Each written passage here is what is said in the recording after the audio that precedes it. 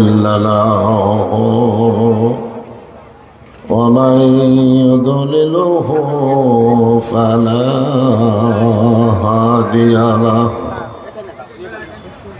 সকলে জবান খুলে বলেন আশহাদু আল্লা ইলাহা ইল্লাল্লাহু ওয়াহদাহু লা শারীকা লাহু ওয়া আশহাদু আন্না মুহাম্মাদান আবদুহু ওয়া রাসূলুহু الذي أرسل رسوله بالحق بشيرا ونذيرا وداعيا إلى الله بإذنه وسراجا منيرا فقد قال الله تعالى في كلامه المجيد والفرقان الحميد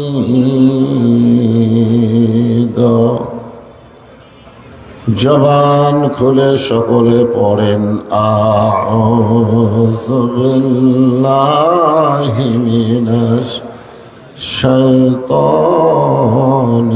রাজিম বিসমিল্লাহির রহমানির রহিম ইযা أصابتهم مصيبة قالوا إنا لله وإنا إليه راجعون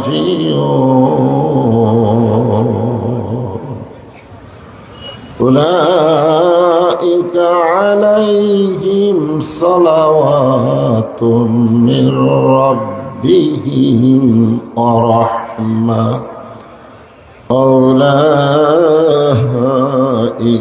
هم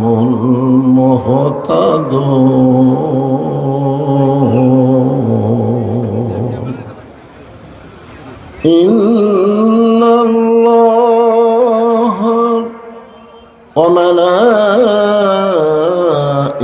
وملائكته يصلون على النبي يا أيها الذين آمنوا صلوا عليه وسلموا تسليما اللهم صل على محمد وعلى آل محمد إنك حميد مجيد اللهم بارك على محمد وعلى آل محمد كما باركت على إبراهيم وعلى آل إبراهيم إنك حميد مجيد مشرق حب محمد شكر بولي صلى الله عليه وسلم مطلع دیوانی ما مطلع خورشید اشکاست سینه سجان ما بلغ العلا بکماله كشف الدجى بجماله حسنت جميع كفاله صلوا عليه وآله اللهم آمين জান্নাতের বাগান থেকে জান্নাতি মানুষদেরকে নিয়ে আমি গুনাহগার তোমার রহমতের দরজায় দোকানা হাত তুলেছি আল্লাহ। হাসরের ময়দানে জব্বার আর কাহার নামে রূপ নিয়া তুমি যখন বিচার শুরু করবে, তোমার সামনে দাঁড়ায়া সমস্ত নবীরা নাফসি নাফসি বলে কাঁদতে থাকবে। এমন কঠিন অবস্থা হাসরে হবে, সেদিন সমস্ত নবী তার উম্মতকে ভুলে যাবে, শুধু বলবে আল্লাহ আমার কি হবে, আমার কি হবে। একমাত্র দরদি নবী শাফাতের কান্ডারি ইয়া রাব্বি হাবলি উম্মতি বলে সেজদায় পড়ে যায়। সেই কঠিন মুসিবতের সময় আজকের মাহফিলকে ওসিলা করে আমাদের সবাইকে রাসূলের উম্মতের কাতারে আল্লাহ কবুল করে নিও। সুবহান রাব্বিকা রাব্বিল ইজ্জাতি আম্মা ইয়াসিফুন ওয়া সালামুন আলাল মুরসালিন আলহামদুলিল্লাহি রাব্বিল আলামিন। লা ইলাহা ইল্লাল্লাহ।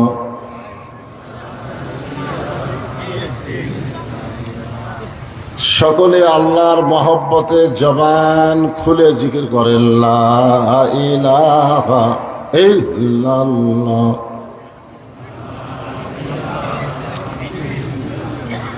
চাঁদ সূরজার গ্রহ তারা আল্লাহ নামের পাগল পারা। চাঁদ সূরজার গ্রহ তারা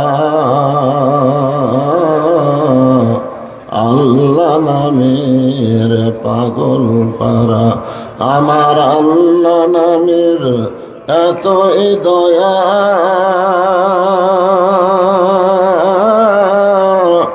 আল্লাহ নামের এতই মায়া, লুকিয়ে রাখছেন হে আল্লাহ জোরে লা ইলাহা ইল্লাল্লাহ।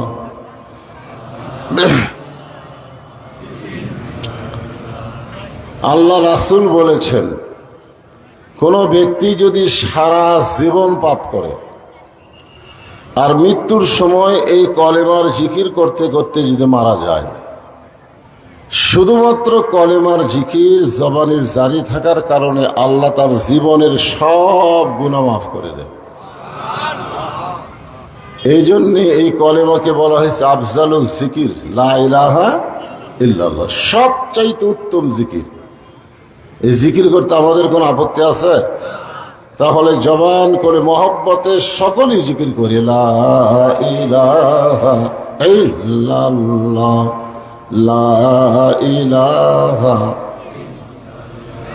যার দিলে আছে আমার আল্লাহর ভয়, কার ভয়? যার মনে আছে আল্লাহর ভয়, আল্লাহ আল্লাহ সব সময়। আহার নিদের ভালো লাগে না এই দুনিয়া, ভালো লাগে না, ভালো লাগে শুধু আল্লাহ জোরে লা ইলাহা ইল্লাল্লাহ। লা ইলাহা ইল্লাল্লাহ লা ইলাহা ইল্লাল্লাহ লা ইলাহা ইল্লাল্লাহ লা ইলাহা ইল্লাল্লাহ লা ইলাহা। পাহাড় পর্বত নদ নদী এ নাম গাহে নিরবধি। পাহাড় পর্বত নদ নদী এ নাম গাহে নিরবধি। আমার আল্লাহ নামের এতই মধু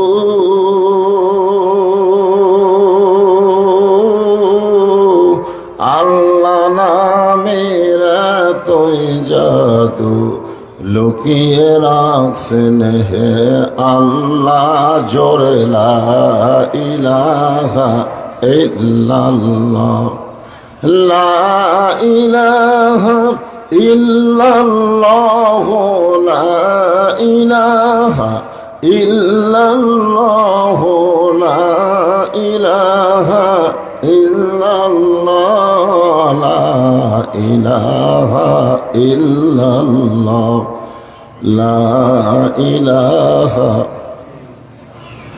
লা ইলাহা ইল্লাল্লাহ মুহাম্মাদুর রাসূলুল্লাহ।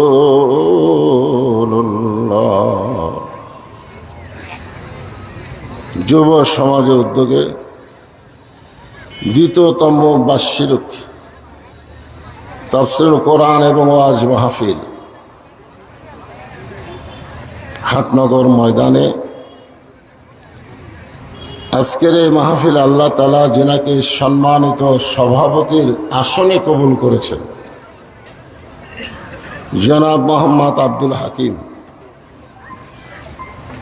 সম্মানিত সহসভাপতি জনাব মোহাম্মদ রুহুল আমিন, আজকের এই মাহফিলের সম্মানিত সভাপতি দ্বয়কে অন্তরের অন্তঃস্থল থেকে আমি শুভেচ্ছা জ্ঞাপন করছি। আজকের এই মাহফিলের সম্মানিত প্রধান অতিথি জনাব আলহাজ মোহাম্মদ আজহার আলী মণ্ডল,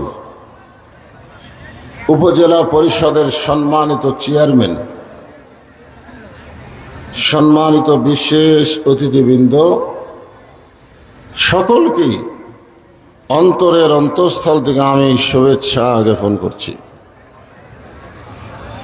আজকের এই মাহফিলে সম্মানিত ওলামায়ে কেরাম, আপনাদের মাঝে মাঝে যে সমস্ত আলেম ওলামা বসে আছেন, ইতিপূর্বে যেনারা মঞ্চে আলোচনা করেছেন, আলেম ওলামা সহ আজকের এই মাহফিলের বক্তাগণকে অন্তরের অন্তঃস্থল থেকে আমি শুভেচ্ছা জ্ঞাপন করছি। এই মুহূর্তে আমার সামনে যারা বসে আছেন, দিনের বেলায় নানা ধরনের কাজকাম করে শরীরটা ক্লান্ত হয়ে গেছে, এরপরেও আল্লাহ তাআলা আপনাদেরকে আজকের মাহফিলে উপস্থিত হওয়ার তৌফিক দান করেছেন। আমি আমার অন্তরের অন্তঃস্থল থেকে আপনাদেরকে শুভেচ্ছা জ্ঞাপন করছি। সম্মানিত মা বোনেরা, পর্দার অন্তরালে বসে বসে যারা আলোচনা শুনতেছেন, তাদেরকেও শ্রদ্ধা জ্ঞাপন করে এই মুহূর্তে জানতে চাচ্ছি আপনারা সকলে কেমন আছেন? আলহামদুলিল্লাহ রাব্বিল আলামিন। যে আল্লাহ শারীরিক সুস্থতা দান করে মানসিক প্রশান্তি লাভের জন্য আজকের এই কোরআন কারিমের মাহফিলে কবুল করলেন, আমরা সে আল্লাহর উপর খুশি না বেজার? তাহলে জবান করে সমস্বরে সকলে বলবো রব্বানা লাকাল হামদ হামদান কাসীরান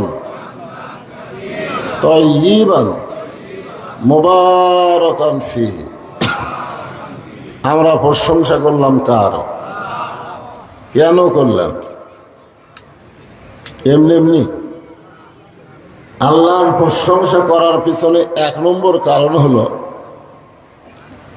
যে আমরা যখন আল্লাহর প্রশংসা করি, আল্লাহ তখন এত খুশি হয়, যে সমস্ত বান্দাবান্দি আল্লাহর প্রশংসা করলো, আল্লাহ আসমান এবং জমিনের ফাঁকা জায়গাটা নেকি দিয়ে পরিপূর্ণ করে দেয়। এই যে আপনারা সুবহানাল্লাহ শব্দটা উচ্চারণ করলেন, এই সুবহানাল্লাহ বলার সঙ্গে সঙ্গে আপনি বসে আছেন হাটনগর মাহফিলে, আর আপনার নামে আল্লাহ জান্নাতের বাগানে একটা গাছ রোপণ করে দিচ্ছে। যতবার সুবহানাল্লাহ বলবেন ততবার একটা করে গাছ হবে। সেই গাছ বাংলাদেশের ইউক্যালিপটাসের গাছ না, সেই গাছটা হলো এমন একটা ফলবান বৃক্ষের গাছ, যার ছায়া অতিক্রম করতে একটা তাজা ঘোড়া দৌড় দিলে 500 বছর লাগবে। এ কথা শোনার পরেও যারা সুবহানাল্লাহ বললেন না, আপনারা কি ঠকলেন না জিতলেন? ঠকলেন না? হ্যাঁ। বিশ্বাসে মিলাই বস্তু তর্কে বহুদূর। আমরা অনেক সময় তর্ক করি যে এত বড় বড় গাছ যদি আল্লাহ সুবহানাল্লাহর বিনিময়ে লাগাই দেয় তাহলে জান্নাত কত বড়, এরকম অনেকে তর্ক করে। অনেকে বলে সারা জীবন পাপ করি আর সুবহানাল্লাহ বললি জান্নাতে গাছ হবে। আল্লাহ রাসূল বলেছেন, কোন ব্যক্তি যত বড়ই পাপী হোক না কেন, তার জবান থেকে 3টা তাসবিহ যদি রহরহ প্রকাশ পায়, আল্লাহ রাসূল বলেছেন পাপী হওয়ার পরেও সে বেগুনাহ মাসুম হয়ে দুনিয়া থেকে বিদায় নেয়। 3টা তাসবিহ। এখন কয়টা? একটা হলো সুবহানাল্লাহ, একটা হলো আলহামদুলিল্লাহ, আর একটা হলো আল্লাহু আকবার। আপনারা বলেন তো, আমরা যত বড়ই পাপী হই, আমাদের পাপের চাইতে আল্লাহর দয়া কম না বেশি? তো আল্লাহ যদি আমাদেরকে মাফ করে জান্নাত দেয়, আমাদের কোনো আপত্তি আছে? এই জন্য সুবহানাল্লাহ বলতে কোনো কৃপণতা করা যাবে না। আমরা আল্লাহর প্রশংসা করব এই কারণেই বেশি বেশি যে আল্লাহ তাআলা জন্মগতভাবে আমাদেরকে মুসলমানের ঘরে কবুল করেছেন। এই দুনিয়াতে যত ধর্ম আছে, পৃথিবীতে বহু ধর্ম আছে না নাই? আপনারা বলেন সব ধর্ম কি ঠিক? সব ধর্ম ঠিক? ধর্মের মালিককে? সে আল্লাহ যদি বলেন ওয়ামান ইয়াবতাগি গায়রাল ইসলাম দীনান ফালাই ইয়াকবালা মিনহু, ইসলাম ছাড়া অন্য কোনো ধর্মকে যদি গ্রহণ করে, আল্লাহ বলেছেন সেইটা কবুল করা হবে না। আল্লাহর এই কথার দ্বারা প্রমাণ হলো একমাত্র ধর্মের নাম কি? আর ইসলাম ছাড়া যত ধর্ম আছে সব ধর্ম হলো ভুয়া। জোরে বলেন সব ধর্ম কি? আরো জোরে বলেন ভুয়া। ভুয়া। আসল ধর্ম কিন্তু একটাই। আর ভাগ্যগুণে আমরা সেই ধর্মের ভিতরেই মুসলমানের ঘরে জন্ম নিবার পারছি। খুশি না বেজার? আল্লাহ ইচ্ছা করলে আমাদেরকে হিন্দুর ঘরে পাঠাবার পারতেন, আল্লাহ ইচ্ছা করলে ইহুদি খ্রিস্টানদের ঘরে আমাদের পাঠাবার পারতেন, কিন্তু আল্লাহ সেই সকল ঘরে না পাঠায়া রুহের জগতে আমাদের রুহগুলো কেমন পছন্দ করলেন, যার কারণে মুসলমানের ঘরে আমাদেরকে কবুল করেছে। এখান থেকে প্রমাণ হলো দুনিয়াতে না, রুহের জগতেই আল্লাহ আমাদেরকে পছন্দ করেছে। এখন ঠিক কিনা? আর যার কারণে আমরা মুসলমানের ঘরে কবুল হয়েছি। আল্লাহর প্রশংসা করার কারণ হলো আল্লাহ শুধু মুসলমানের ঘরে আমাদেরকে কবুল করে নাই, আল্লাহ আমাদেরকে বিশ্ব নবীর উম্মাত হিসাবে কবুল করেছে। আপনারা বলেন তো, বিশ্ব নবীর উম্মত হবার পারলে তাদের লাভ কি? আল্লাহ রাসূল বলেছেন, তুমি যত পাপই করো, তুমি যদি সারা জীবন পাপ করো আর মরার সময় যদি ঈমান নিয়ে মরতে পারো, আমি রাসূল ওয়াদা করতেছি তোমাকে ওকালতি করে বারিশটারি করে আল্লাহর কাছে তোমার কাছে জেরা করে তোমাকে জান্নাতে পৌঁছাই দিব। এত বড় সুযোগ আল্লাহ আমাদেরকে দান করেছেন বিশ্ব নবীর উম্মত হওয়ার কারণে। খুশি না বেজার? তাহলে জবান খুলে আর একবার বলি আলহামদুলিল্লাহ। আল্লাহর প্রশংসা করার কারণ হলো, আপনারা যে কোরআন থেকে তাফসীর শুনবেন, যে কোরআন থেকে আপনারা আলোচনা শুনবেন, এই কোরআনকে আল্লাহ তাআলা আমাদের জন্য হেদায়েত স্বরূপ দান করেছে। হেদায়েত মানে কি? হেদায়েত মানে বোঝেন না? হেদায়েত মানে জীবন ব্যবস্থা। আপনারা বলেন, এ কোরআনের মধ্যে সব কিছু আছে না নাই? এই জন্যে কোরআনের প্রথমে আল্লাহ বললেন, জালিকাল কিতাবু লা রাইবা ফীহি হুদাল্লিল। হুদাল্লিলের পর কি হবে? সবাই কন না কেন? আয়াত তো কমন আয়াত। এই মুত্তাকিন বলার পিছনে ওয়াজ আছে, এই জন্য সবাই বলেন জালিকাল কিতাবু লা রাইবা ফীহি হুদাল্লিল মুত্তাকিন। আল্লাহ যদি বলতো হুদাল্লিন নাস,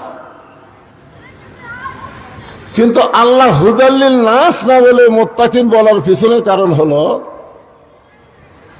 আবু জেহেল কোরআন শুনেছে কিন্তু কোরআনকে গ্রহণ করেনি।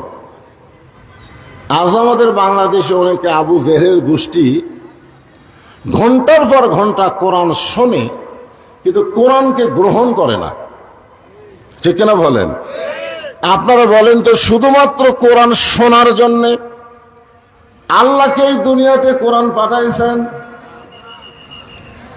কোরআন শুধু শুনলে হবে না, কোরআনকে বাস্তব জীবনে গ্রহণ করা লাগবে। আবু জেহেল কোরআন শুনেছে, আপনারা তো আমার সামনে বসে কোরআন শুনতেছেন। আবু জেহেল নবীর সামনে বসে কোনোদিন কোরআন শোনার সাহস পায়নি। নবী যখন রাতের বেলা কোরআন পড়তেন, আবু জেহেল সুরের মতন চুপি চুপি ঘরের বাহির থেকে কোরআন শরীফ শুনতেন, আর সকালবেলা এসে কোরআনের পক্ষে রেজাল্ট দিতেন। এত সুন্দর কোরআনের বাণী, রাতটা কোন দিক দিয়ে গেল আমি বুঝবারই পারিনি। সুবহানাল্লাহ কন্যা গান। আপনারা বলেন তো, আবু জেহেল কথা কি খারাপ কইছে? খারাপ কইছে? এত সুন্দর কোরআনের বাণী, রাতটা কোন দিক দিয়ে গেল আমি বুঝবারই পারিনি। আবু সুফিয়ান বলেন, এটা যে কোরআন শুনতে রাত কোন দিক দিয়ে গেল বোঝা যায় না, সেই কোরআনকে যদি আমরা গ্রহণ করি তাহলে অসুবিধা কোন জায়গায়? শুনতেই যদি এত ভালো লাগে, সে কোরআনকে ধরলে অসুবিধা কোন জায়গায়? কথাটার মধ্যে গুরুত্ব আছে না নাই? শুনতে রাত কোন দিক দিয়ে গেল বোঝা যায় না, সেই কোরআনকে গ্রহণ করলে আমাদের অসুবিধা কোন জায়গায়?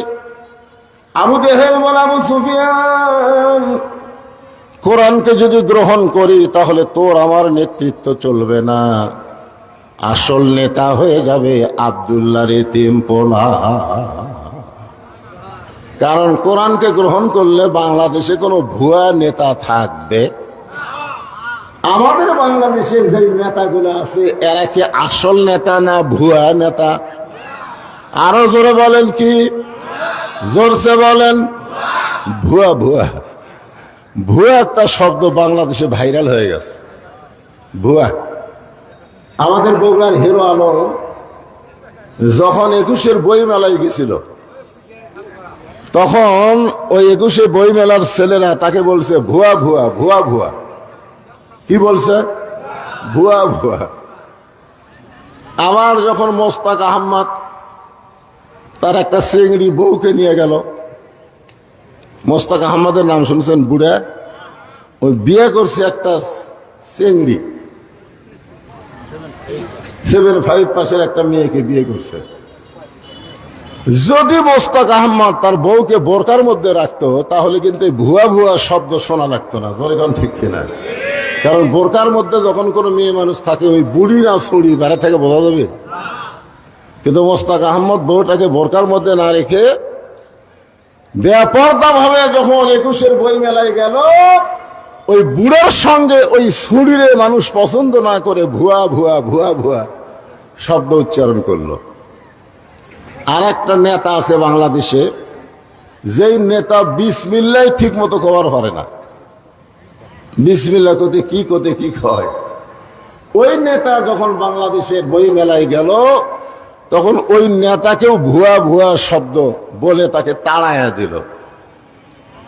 এখন আমরা আজকে বলবো, ভুয়া শব্দটা আল্লাহর কোরআন অনুযায়ী যেই নেতারা চলবে না, মানুষের তৈরি মতো যেই নেতারা চলে, এরা কি আসল নেতা না ভুয়া নেতা?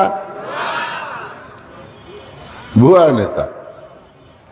তো ভুয়া নেতা কতদিন চলবে? যতদিন মানুষ কোরআন শুনবে, কোরআনকে গ্রহণ করবে না। মানুষ যখন কোরআনকে গ্রহণ করবে, তখন বাংলার জমিনে আর কোনো ভুয়া নেতা চলবে না। জনগণ কথা ঠিক কি না? কারণ আল্লাহ কোরআনে বলেছেন সামিনা ওয়া তাআনা। শুধু শুনলে হবে না, এটাকে গ্রহণ করা লাগবে। আগে এখানে গান হতো, আমি শুনলাম যে এই ফিল্ডটাকে গান হতো, কনসার্ট হতো, কিন্তু ছেলেরা সেইটা বাদ দিয়ে এই তাফসীরুল কোরআন মাহফিল করেছে। এতে কি আপনারা খুশি না বেজার? তাহলে জবান খুলে আর একবার বলি আলহামদুলিল্লাহ। এখন যেই ছেলেরা আজকে কোরআনের মাহফিল করতেছে, ওই ছেলেদের 1 নম্বর শর্ত হলো শুধু কোরআনের মাহফিল করলে হবে না, আল্লাহর কোরআনকে বাস্তবে গ্রহণ করা লাগবে। আপনারা বলেন তো, এই কোরআনকে গ্রহণ করতে গেলে 1 নম্বর শর্ত কি? না, নামাজ হবে। এই কোরআনকে গ্রহণ করতে গেলে, কোরআনকে ধরতে গেলে 1 নম্বর শর্ত হলো লা ইয়ামাসসুহু ইল্লাল মুতাহহারুন। তুমি ততক্ষণ পর্যন্ত কোরআন শরীফ স্পর্শ করতে পারবা না যতক্ষণ তুমি পবিত্র না হবা। তাহলে যেই কোরআনকে ধরতে পবিত্র হওয়া লাগে, সেই কোরআনকে মানুষ যখন গ্রহণ করবে, ওই মানুষটা তখন কেমন মানুষ হবে? আবু জেহেল কোরআনকে শুনেছে, গ্রহণ করে নাই, আর হযরত আবু বকর শুধু কোরআন শোনে নাই, কোরআনকে গ্রহণ করেছে। জোরে কোন কথা ঠিক কিনা? কাফেরদের মধ্যে 1 নম্বর হলো আবু জেহেল, আর মুসলমানের মধ্যে 1 নম্বর হলো আবু বকর। এখান থেকে প্রমাণ হয়ে গেল শুধু কোরআন শুনলে হবে না, বাস্তবে কোরআনকে গ্রহণ করা লাগবে। আমার সামনে যে হাজার হাজার আল্লাহর বান্দারা বসে আছেন, আপনারা বলেন, আপনারা কি আবু জেহেল হবেন না আবু বকর হবেন?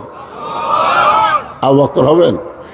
তাহলে আবু বকর হবার গেলে কোরআনকে শুধু শুনলে হবে না, এই কোরআনকে বাস্তবে গ্রহণ করা লাগবে। এই কোরআনকে গ্রহণ করার জন্য পৃথিবীর সবচাইতে খারাপ মানুষ, যিনি নাঙ্গা তরবারি নিয়ে নবীকে হত্যা করতে গেছিল, এই কোরআনকে গ্রহণ করার কারণে আল্লাহ তাকে বাংলাদেশের মতন 96টা দেশের খলিফা বানায়া দিল। সবচাইতে খারাপ আবু জেহেল কিন্তু নবীকে মারার পরিকল্পনা করছে, কিন্তু উমর ফারুক নবীকে মারার পরিকল্পনা করে নাই, ডাইরেক্ট মারার জন্য অস্ত্র ধারণ করেছে। জোরে কোন কথা ঠিক কিনা? তাহলে হিসাব করে দেখা যায় ইসলাম গ্রহণ করার আগে আবু জেহেলের চাইতে উমর ফারুক বেশি খারাপ ছিল, ঠিক কিনা বলেন? কিন্তু আবু জেহেল শুধু কোরআন শুনেছে বলে আবু জেহেলই থাকছে, কিন্তু উমর ফারুক নবীকে হত্যা করার পরিকল্পনা করার পরেও শুধু কোরআনকে গ্রহণ করার কারণে আল্লাহ তাকে অর্ধ পৃথিবীর খলিফা বানায়া দিছে। আল্লাহর কোরআনকে গ্রহণ করার পরে হযরত উমর যখন অর্ধ পৃথিবীর খলিফা, তখন উমর ফারুকের অহংকার কেমন। আজকে আমাদের উপজেলা চেয়ারম্যান, এমপি সাহেব, মন্ত্রী সাহেব, এদের যা মশান ভাই, ধরে কোন কথা ঠিক কিনা, সেই হিসাবে হযরত উমরের তো একটা অহংকার থাকার কথা যে বাংলাদেশের মতন ৯৬টা দেশের খলিফা আমি, আমার একটা মশান নাই, আমি কি হনুরে। আল্লাহর কোরআনকে গ্রহণ করার কারণে হযরত উমরের চরিত্রটা এমন হলো যে জুমার দিনে তিনি খুতবা দিচ্ছেন হাজার হাজার সাহাবীদের সামনে। এমন সময় মাঝখান থেকে এক সাহাবী দাঁড়িয়ে বলতেছে, ইয়া আমিরুল মুমিনিন, আপনার খুতবা আমরা শুনবো না। যে বলছে আপনার খুতবা শুনবো না, ওমর ফারুক দ্বিতীয় কোনো কথা বলে নাই, চোখের পানি বের করে বলতেছে, ভাই আমার খুতবা না শোনার পিছনে কারণ কি? এখনকার কোন এমপি যদি মঞ্চে ভাষণ দিবার আসে, আর কোন লোক যদি দাঁড়িয়ে বলে, এমপি সাহেব আপনার ভাষণ আমরা শুনবো না, কারণ ভোটের আগে আপনি যেভাবে মানুষের কাছে আসেন, ভোটের পরে আর আপনার চোপা দেখা যায় না। এরকম কথা যদি কেউ কয়, আপনি বলেন তো এমপি কিছু বলার আগে এমপির চামচা ওকে সাইজ করবে, ঠিক কিনা? আর উমর ফারুককে যখন বলতেছে আপনার খুতবা আমরা শুনবো না, ওমর ফারুক চোখের পানি বের করে বললেন, আমার অপরাধ কি?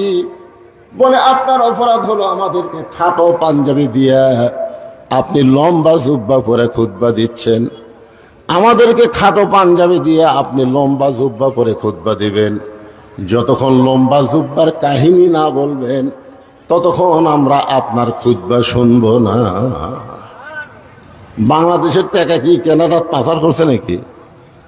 বাংলাদেশের টাকা কি কানাডাত গেছে? কানাডাত এখন বেগম পাড়া হচ্ছে, দরকার কি পাড়া? আমাদের বাংলাদেশের অনেক সম্পদ অনেক নেতারা বিদেশে পাঠায় দিছে, আর হযরত ওমর কোন সম্পদ পাচার করে নাই, খালি জুব্বাটা লম্বা হচ্ছে। তাতেই বলতেছে ভাষণ মন্দ, আগে বলে লম্বা জুব্বা হওয়ার কারণ কি?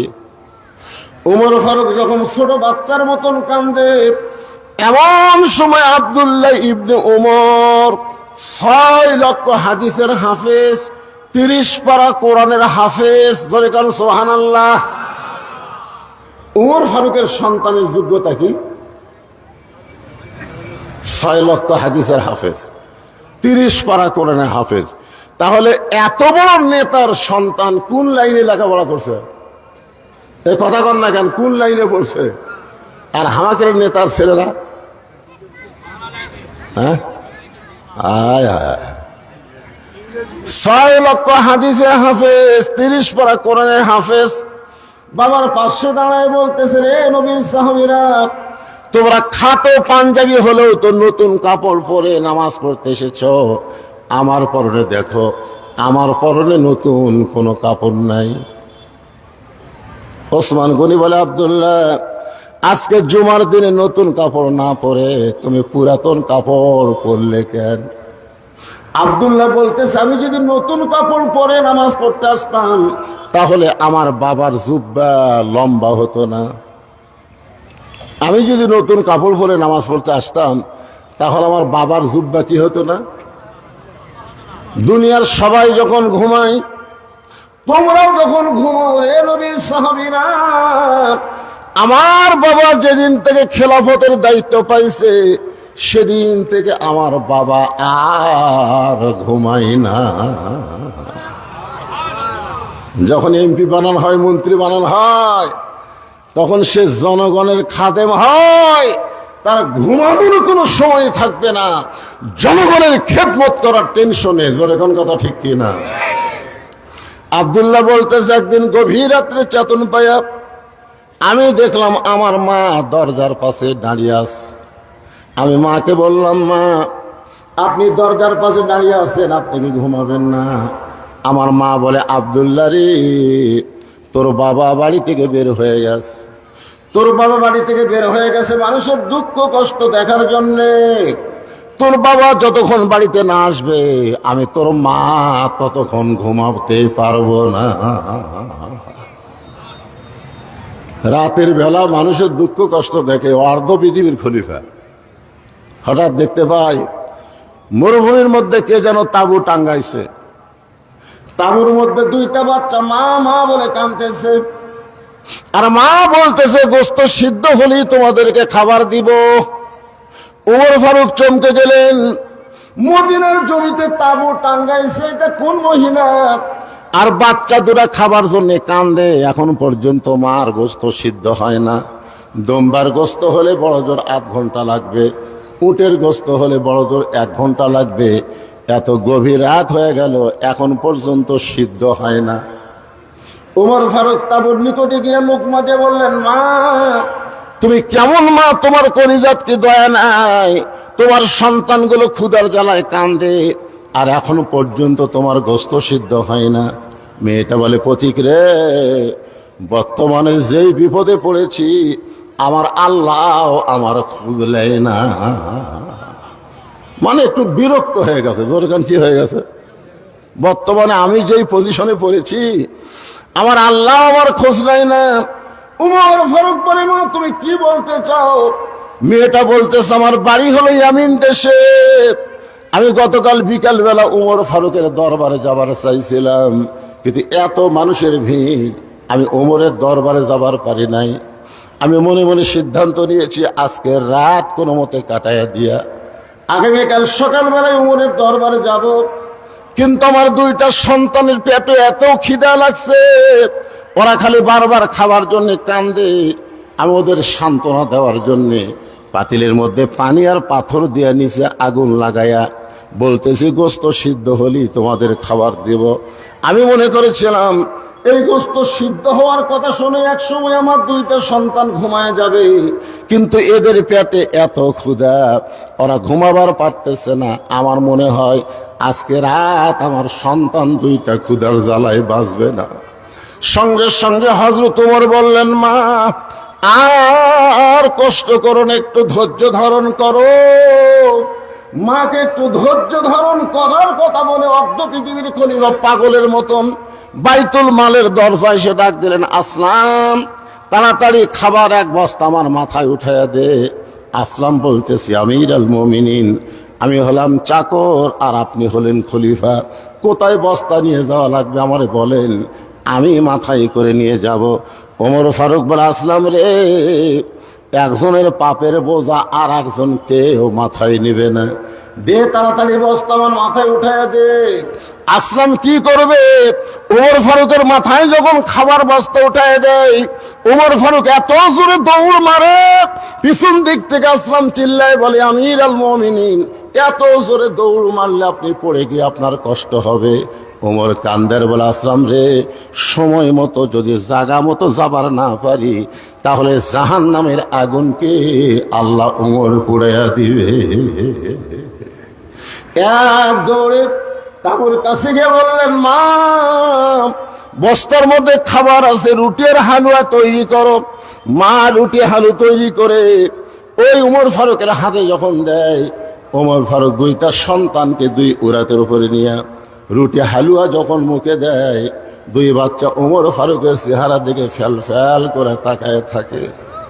বাবা মারা গেছে, বাবার দরদ আমরা কোনোদিন পাই নাই, আমরা এতিম সন্তান তোমার এত দরদ পাইছি গো, তুমি কে, তোমার পরিচয় কি? ওমর ফারুক 2 হাত তুলে বলতেছে, আল্লাহ এ অধমকে জাহান্নামের আগুন থেকে তুমি বাঁচাইয়া দাও। মা বলতেছে, কে গো পতি, জাহান্নামের আগুন থেকে বাঁচার জন্য তুমি কেন কাঁদতেছো? আমি জানি মানুষ ভালো, কিন্তু জীবনে ভালো মানুষকে আমি চোখে দেখি নাই। আজকে একজন ভালো মানুষকে দেখলাম। ওমরকে যদি আল্লাহ মদিনার খলিফা না বানায়া তোমারে যদি মদিনার খলিফা দিত, তাহলে আল্লাহর মদিনা যেন দুনিয়ার জান্নাত হয়ে যেত।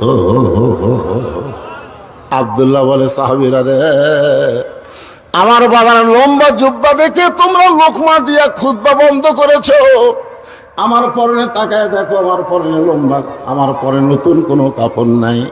আমি আব্দুল্লাহ যখন ঘুমাইয়াছিলাম, আমার বাবা চুপি চুপি আমার দরজায় গিয়ে ডাকতেছে, আব্দুল্লাহ আব্দুল্লাহ আমি আব্দুল্লাহ চমকে গিয়ে দরজা খুলে দেখলাম বাবার হাতে নতুন একটা কাপড়। আমি খুশি হয়ে বললাম, নেতার বেটা হয়ে লাভ আছে? নেতার বেটা হয়ে কি আছে? লাভ আছে। বাইতুল মাল থেকে একটা কাপড় আমাকে দেওয়া হয়েছে, আর গভীর রাত্রে আর একটা কাপড় আপনি আমাকে দিবার আইছেন। নেতার বেটা না? আর 15 চালায়, বলে কোন কি 5 চালায়? নেতার বেটা হয়ে লাভ আছে। বাইতুল মাল থেকে আমার এক টুকরা কাপড় দিছে, আবার গভীর রাত্রে আমাকে আর একটা দিবার আইছেন। সঙ্গে সঙ্গে ওমর ফারুক আল্লাহর কোরআন থেকে তেলাওয়াত করলেন, ইন্নাল্লাহা ইয়ামুরুকুম আন তুআদ্দুল আমানাতি ইলা আহলিহা ওয়া ইযা হাকামতুম বাইনান নাস আন তাহকুমু বিল আদল। সবাই আল্লাহু আকবার কর না কেন? বাংলাদেশে কিছু বড় বড় দল আছে, এরা আল্লাহু আকবার করার চায় না। ওদের মিছিলে বহু স্লোগান আছে, কেউ যদি ভুল করে আল্লাহু আকবার কয়, ঘাট ধরে বের করে দেবে। যেরকম ঠিক কিনা? এটা আমাদের দলত তো আল্লাহু আকবার নাই, তুই আল্লাহু আকবার কোথায় পেলি? তা আপনাদের কি সেই দলের মানুষকে ভাই? তা আল্লাহু আকবার কোথায়? কোরআনের তেলাওয়াত শুনলে আল্লাহ বলেছেন যাদাতুহুম ঈমানান, আল্লাহ তার ঈমান বাড়ায় দেয়। আর ঈমান বাড়ানোর লক্ষণ হলো চুপ করে থাকা না, বাতিলের বিরুদ্ধে তাকবীর দেওয়া। জোরে বলেন কথা ঠিক কিনা? আপনি জানেন মুসলমানের সবচাইতে বড় শক্তি হলো তাকবীর। সবচাইতে বড় শক্তির নাম কি? তাকবীর।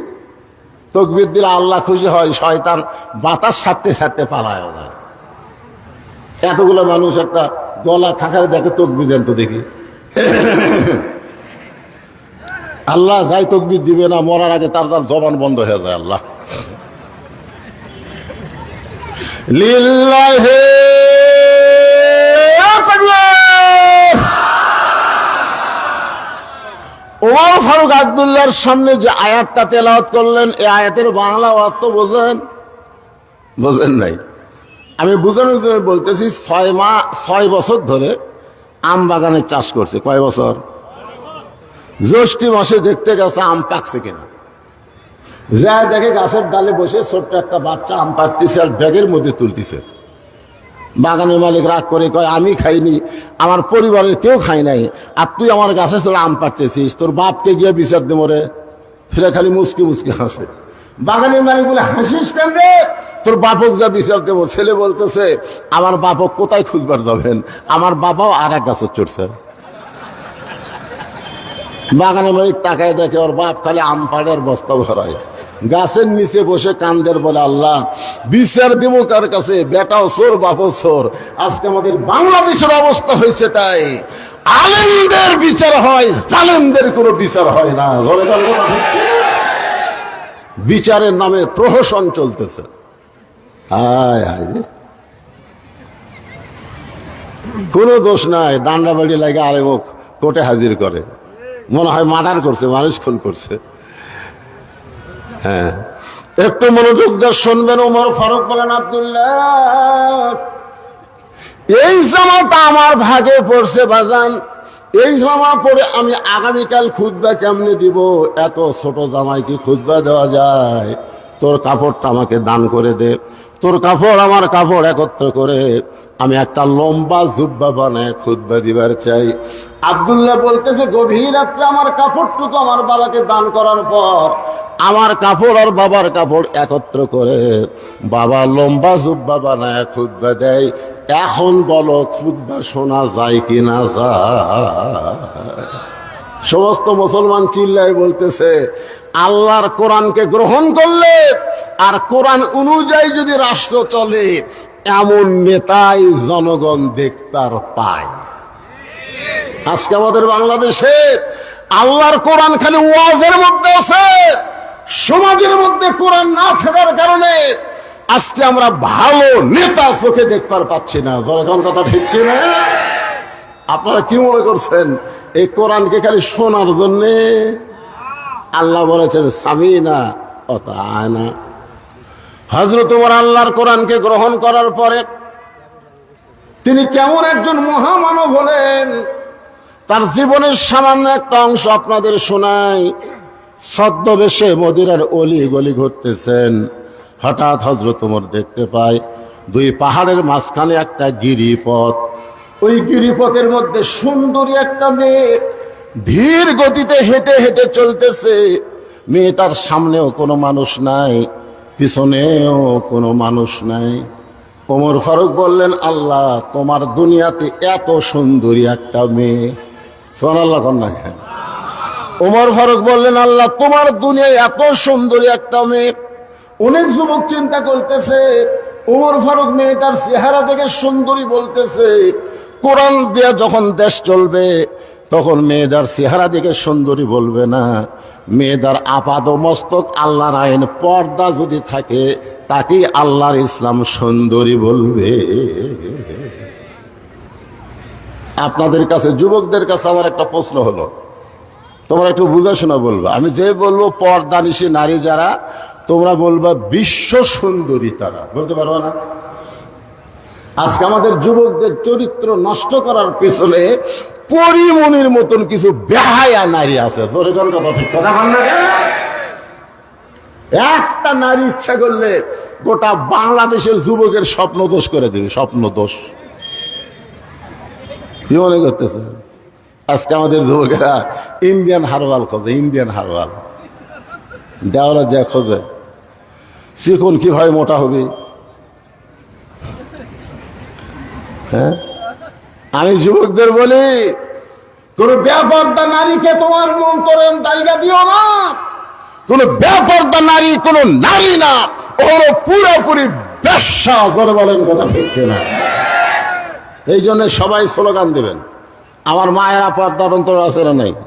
যখন আছে না নাই, একটা সঠিক স্লোগান দিবেন। আমি যেই বলবো পর্দানিশী নারী যারা, আপনার বলবেন বিশ্ব সুন্দরী তারা। পর্দানিশী নারী যারা, আর যেই বলবো বেপর্দা নারী যারা, আপনার বলবেন শিলা কলা তারা। বেপর্দা নারী যারা, আচ্ছা একই গাছের কলা, এক গামলায় শোষাওয়ালা, এক গামলায় শিলা। আপনার বলেন তো টাকা দিয়ে কোনটা কিনবেন? কলালা বলতেছে, ভাই একই গাছের ভাই, তুই কি কলা শিলা খাস না? শিলাই তো খাই, তাকে থেকে শিলা আছে, এখানে লিবু আর খাবো। তখন খরিদ্দার বলতেছে, ভাই তুই হোক পাগলা ভাবছো, আমি খাওয়ার আগেও খাসে। কলালা বলতেছে, আল্লাহর শপথ কেউ খায়নি। ধুলা খাসে, মশা খাসে, মাছি খাসে, এটা কি আর খাওয়ার উপযুক্ত আছে? বেপর্দা নারী যারা, ব্রয়লার মুরগি তারা। জোরে বলেন কথা ঠিক কিনা? সমাজের মধ্যে সবচাইতে খারাপ হলো বেপর্দা নারী, আমাদের যুবকদের চরিত্র নষ্ট করতেছে। ওমর ফারুক যে মেয়েটাকে দেখলেন পর্দানিশী সুন্দরী, মেয়েটার নিকটে গিয়ে বললেন, মা, এই দুই পাহাড়ের মাঝখানে তুমি ঘুরতেছো একা একা, তোমার সামনেও কোনো মানুষ নাই, পিছনেও কোনো মানুষ নাই, তোমার অন্তরে কি ভয় ডর লাগতেছে না? সঙ্গে সঙ্গে মেয়েটা বলে, পথিক, তুমি কি হযরত উমরকে চেনো? সুবহানাল্লাহ কবেন না? মেয়েটা কাকে বলতেছে? হযরত উমরকে বলতেছে। পথিক, তুমি কি হযরত উমরকে চেনো? যেদিন উমর আল্লাহর আইন দিয়ে রাষ্ট্র চালায়, সেদিন থেকে পৃথিবীর এক প্রান্ত থেকে আর একটা প্রান্তে একটা মহিলা যাবে, ওই মহিলার কলিজায় কেবলমাত্র একমাত্র ভয় থাকবে কার? ইন্নামাল মুমিনুনা আল্লাযীনা ইযা যুকিরাল্লাহু ওয়াজিলাত কুলুবুহুম ওয়া ইযা তুলিয়াত আলাইহিম আয়াতুহু যাদাতুহুম ঈমানাও ওয়া আলা রাব্বিহিম ইয়াতাওয়াক্কালুন। সেদিন ষোড়শী নির্জন পথে যাবে, কোনো জন কটু কথা কবে না। পথে আর প্রান্তরে সম্পদের মোহে পড়ে খুন আর হাসানি হবে না। সবাই বলেন, যদি মেনে চলি কোরআন। জবান খুলে বলেন, যদি মেনে চলি কোরআন আর রাসূলের বিধান, সকলেই শান্তিতে থাকবে বাংলার আকাশে, কলেমার পতাকা যেদিন দুলবে। কে রে যুবক, রে মোবাইল মারতেছে রে, এরা যা হসে ভাই, এরকম বসবার গেলে ওরা সরে যায়। স্বয়ং জিবরাইল এসেও যদি ওয়াজ করে, এই যুবকগুলোকে ভালো করা যাবে না, কারণ বর্তমান যুবকদেরকে ওয়াজ দিয়ে ভালো করা যাবে না। যুবকদেরকে ভালো করতে গেলে আল্লাহর কোরআনের সমাজ লাগবে। জোরে কোন কথা ঠিক কিনা? আল্লাহ কোরআনে বলেছেন, অনুনাজ্জিলু মিনাল কুরআনি মা হুয়া শিফাউ ওয়া রাহমাতুল লিল মুমিনিন। এই আয়াতের বাংলা অর্থ কি? আমি যে আয়াতে করিম না, এর বাংলা একটা অর্থ নাই। এর বাংলা অর্থ হলো সবাই গলা খাকারে দেন। আমি যেই বলবো সব সমস্যার সমাধান, আপনার বলবেন দিতে পারে আল কোরআন, বলতে পারবেন না হয়ে যান সব সমস্যার সমাধান। আজকে বর্তমান প্রধানমন্ত্রী 564টা মসজিদ বানাচ্ছে। একজন নেতা আমাকে বলতে, হুজুর গোটা বাংলাদেশের, গোটা পৃথিবীর কোন প্রধানমন্ত্রী এত মসজিদ বানায়নি যেটা আমাদের বাংলাদেশের প্রধানমন্ত্রী বানাইছে। আপনি প্রধানমন্ত্রীর পক্ষে একটা কথাও বলেন না কেন? আমি তখন বললাম, প্রধানমন্ত্রী 564 মসজিদ কেন, 5 লক্ষ মসজিদ বানায়ও কোনো লাভ হবে না যতক্ষণ পর্যন্ত নামাজ কায়েমের আইন তৈরি না করবে। জোরে কোন কথা ঠিক না? আজকে যদি নামাজ কায়েমের আইন তৈরি হয়, ওই যুবকগুলা ঘুরঘুর করবি, ঘুরঘুর করবি। কারণ একমাত্র নামাজই পারে ইন্নাস সালাতা তানহানিল ফাহশাই ওয়াল মুনকার, একমাত্র নামাজই পারে মানুষকে যাবতীয় খারাপি থেকে বাঁচায় দিতে। আমাদের যুবকেরা যদি 5 ওয়াক্ত নামাজ পড়ে, ও জীবনে আর্জেন্টিনার পতাকা টাঙ্গাবে না, ও জীবনে ব্রাজিলের পতাকা টাঙ্গাবে না, ও কোনোদিন দরজা জানলা বন্ধ করে খারাপ ভিডিও দেখবে না। ওর ইমান বলবে, কেউ না দেখলো আমাকে আল্লাহ দেখতেছে। জোরে কোন কথা দেখতে? ও আজকে নামাজ কায়েমের আইন নেই, মসজিদ বানাতে হচ্ছে। সবাই খালি যায় আর দেখি মডেল মসজিদ রে, মসজিদ দেখার জন্যে। একটু মনোযোগ দিয়ে কথাগুলো শুনবেন। ওমর ফারুক বলতেছেন, মা এই নির্জন পথে তুমি ধীর গতিতে চলতেছো, তোমার চলার সাইজ দেখে আমার মনে হয় তোমার মধ্যে কোনো দুঃখ কাজ করতেছে। মেয়েটা বলতেছে, পথিক আমি আসলেই একজন দুঃখী নারী। 6 দিন হলে হযরত ওমরকে আমি খুঁজতেছি। জোরে বলেন, কয়দিন? 6 দিন হলে হযরত ওমরকে আমি খুঁজতেছি। ওমর ফারুক বলে, মা তুমি কি পাগলি হইছো নাকি? ওমর হলো অর্ধ পৃথিবীর খলিফা। ওমরকে যদি খুঁজবার চাও তাহলে বঙ্গভবনে যাও, রাষ্ট্রীয় ভবনে যাও, গণভবনে যাও, সংসদ ভবনে যাও। এইগুলা ভবনে না যায় তুমি 2 পাহাড়ের মাঝখানে ওমরকে খুঁজতেছ। ওমর কি উর্দুম্বা নাকি? মেয়েটা বলে, পথিক রে তুমি জানো না, আল্লাহর কোরআন দিয়ে যখন রাষ্ট্র চলবে তখন নেতা খোঁজা লাগবে না, নেতারাই দুঃখী মানুষকে খুঁজে বেড়াবে। আপনারা বলেন তো, এই কোরআন দিয়ে যখন বাংলাদেশ চলবে তখন নেতা খোঁজা লাগবে? নেতারাই দুঃখী মানুষকে খুঁজবে। আর আমাদের বাংলাদেশের নেতারা ভোটের আগে খোঁজে, ভোট গেলে আর খোঁজে না। জোরে কোন কথা ঠিক কিনা? আমার এক নেতা রাস্তা দিয়ে গাড়ি নিয়ে যাচ্ছে, যাওয়ার সময় দেখে এক ফকির আসতেছে, তো ড্রাইভারকে বলতেছে ব্রেক কর। তো ড্রাইভার বলে, স্যার কেউ তো নাই। আরে ব্রেক কর। যে গাড়ি ব্রেক করছে, নেতা গাড়ি থেকে নামে ফকির সালাম দিচ্ছে, আসসালামু আলাইকুম চাচা, কেমন আছেন? ফকির খালি চারিদিকে তাকায়। নেতা বলে, কি দেখেন? বলে, তুমি কাকে সালাম দিলা বাবা? বলে, আপনাকে দিলাম, আমি ভিক্ষা করে খাই। ভোটের আগে আপনি নেতার চরিত্র রে, ভোটের আগে ফকিরও যাও তাই।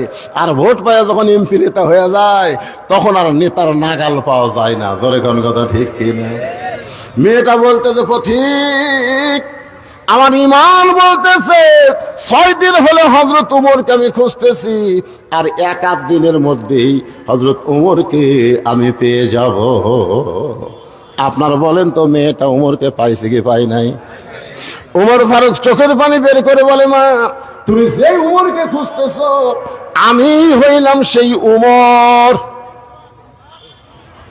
সঙ্গে সঙ্গে মেয়েটা বলতেছে, তাহলে আপনি চোরের মতন একা একা কেন ঘুরতেছেন? আপনার কি কোনো স্যামসা নাই? আপনি বাংলাদেশের মতন কয়টা দেশ, কথা কনা কয়টা, 96টা দেশের রাষ্ট্রপতি, আর আপনি একা একা চোরের মধ্যে ঘুরতেছেন। আপনার র্যাব নাই, আপনার পুলিশ নাই, আপনার স্যামসা নাই। আজকে আমাদের নেতারা যখন ঘরে দেখবেন আগে পুলিশের গাড়ি, পিছনে পুলিশের গাড়ি, জোরে কোন কথা ঠিক কিনা? আয় আয়, পুলিশ মনে হয় জনগণের না, পুলিশ হলো নেতার। তা আপনি অর্ধ পৃথিবীর খলিফা হইয়া একা একা ঘুরতেছেন, আপনার কি কোনো স্যামসা নেই? আপনার অন্তরে কি কোনো ভয় ডর নাই? আপনাকে কেউ যদি হত্যা করে, ওমর ফারুক বললেন, ওয়া আলা রাব্বিহিম ইয়াতাওয়াক্কালুন, আমার স্যামসা লাগবে না, আমার বডিগার্ড লাগবে না, আমার আল্লাহ আমার হেফাজত করবে। ওমর ফারুক বললেন, মা এখন বলো তোমার দুঃখ কি? কি দুঃখে তুমি 6 দিন হলে আমাকে খুঁজতেছো? একটু মনোযোগ দাও, আপনাদের শোনা লাগবে। মেয়েটা বলতেছে, এই মুহূর্তে আমার জীবনের সবচাইতে বড় দুঃখ হলো 6 বছর বয়সে ঈমান গ্রহণ করেছি, শুধু ঈমান গ্রহণ করার অপরাধে 12 বছর আমাকে জেলখানায় বন্দি জীবন কাটাতে হয়েছে। আপনারা বলেন তো মেয়েটার অপরাধ কি? চুরি করছে? আমির হামজার অপরাধ কি? মামুনুল হকের অপরাধ কি? আল্লামা সাইদ হুজুরের অপরাধ কি? এই বাংলার মুসলমান কথা কন না কেন? খালি কথা না বলার কারণে দিন দিন গোস্তের দাম বাড়তেছে। ধরে কোন কথা ঠিক কিনা? গত হাটে 620 টাকা দিয়ে নিয়ে গেছে, এখন জামাই আইছে, শাশুড়ি বলতেছে আজকে 2 কেজি নিয়ে আসো। ওই চিন্তা করছে 2 কেজির দাম হবে 1240, ওই 1300 টাকা নিয়ে যায়। 2 কেজি গোস্ত বেগত টাকা 1300 দিছে। কষাই বলতেছে ভাই আরো 100। তোর ক্যারি ভাই গত হাটে নিলাম 620। বুঝতেছেন না, দিন দিন দাম বাড়তেছে। মানুষ কথা কয় না, আমরা ইচ্ছা মতো দাম বাড়াই, মানুষ কিছুই কয় না। তখন ওই লোকটা আস্তে করে গোস্তের টোপলা থুয়ে চাকে দেখে কষাইয়ের কাছে দাও আছে, খপ করে দাওটা লিছে, লিয়া যে খাটার গোস্ত কাটে, ওই খাটা মারছে লাথি মারে ওর ঘাড়ের উপর দাও ধরে বলতেছে, এখন বল কত করে কেজি, বল কত করে কেজি। কষাই বলতেছে আপনি যা দিবেন তাই, আপনার কাছে কোনো দরদাম নাই। তার মানে বোঝা গেল অন্যায়ের বিরুদ্ধে মাঝে মধ্যে ঘাড়ের উপরে দাও ধরার দরকার আছে না? যেরকম আছে না, চোর চুরি করে নিয়ে যাচ্ছে, আর উনি বলতেছে ইন্নাল্লাহ মা সবিরিন, ইন্নাল্লাহ মা সবিরিন, ধৈর্যশীলদের সঙ্গে আল্লাহ আছে। চোরের সাথে মারামারি করে কি হবি ভাই, ওই লিয়া যাক পরে আমি আবার করবো রে। গোটা বাংলাদেশ চুরি করে সব পাচার হয়ে গেল, আর বাংলার জনগণ কোনো কথা বলে না। জোরে কোন কথা হেক্টরে কথা বলে না। কোরআনের মাহফিলে এসে যদি আপনার ঈমান না জাগে, তো কোন জায়গায় গিয়ে জাগবে? কথা বলার দরকার আছে না নাই? জোরে করে আছে না নাই? একটু মনোযোগ দিয়ে শুনবেন। মেয়েটা বলতেছে আমার জীবনের সবচাইতে বড় দুঃখ হলো আমি 6 বছর বয়সে ঈমান গ্রহণ করছি। এটা আবার কি দিতে পারে? প্রধান অতিথি হিসেবে আইছে, প্রধান অতিথি আসার আগে এখন বলবেন না প্রধান অতিথির আগমন, প্রধান অতিথির আগমন লিল্লাহি তাকবীর। গত টার্মেও যিনি উপজেলা চেয়ারম্যান ছিল, আল্লাহ তাআলা তুইজ্জু মান তাশা, সম্মানের মালা এইবারও তার গলায় পরায় দিছে। সেই নেতা, বর্ষিয়ান নেতা আজকে আপনাদের মঞ্চে উপস্থিত হয়েছে। উনি আমার তো আছে এইভাবেই চলবে, অসুবিধা আছে? আপনাকে কোনো সমস্যা আছে? তো এখন নেতা মানুষ তো আমার ওয়াজ চলবে তো অনেক রাত, কারণ আমি ঘড়ি ধরে ওয়াজ করি না, চলতেই থাকবি জোরে ঘন্টা, তাই বলে মনে করেন না যে ফজর বন্ধ হবে। হ্যাঁ, এই যেগুলো চ্যাংড়া ফ্যাংড়া খারাপ হয়ে এর কেউ ওর মন খারাপ হয়, কেন বসিস না কেন বারে? এ তোরা কি পেশাব করে পানি লেস নি কেবা?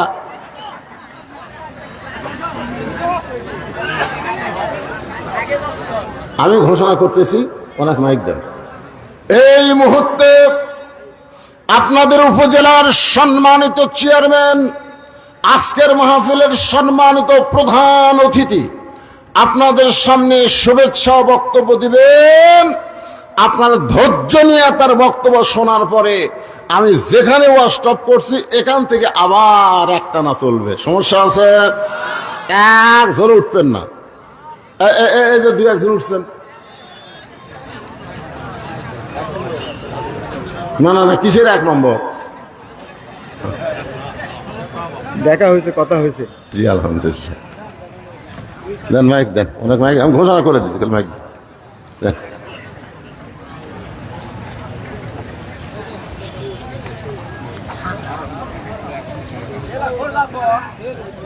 এই যে ফলো পারবেন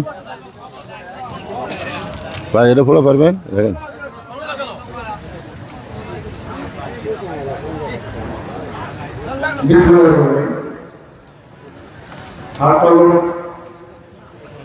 যুব সংঘের উদ্যোগে তাফসীরুল কোরআন ওয়াজ মাহফিলের সমাজের সভাপতি জনাব মোহাম্মদ আব্দুল হাকিম, কাউন্সিলর দরবার পৌরসভা,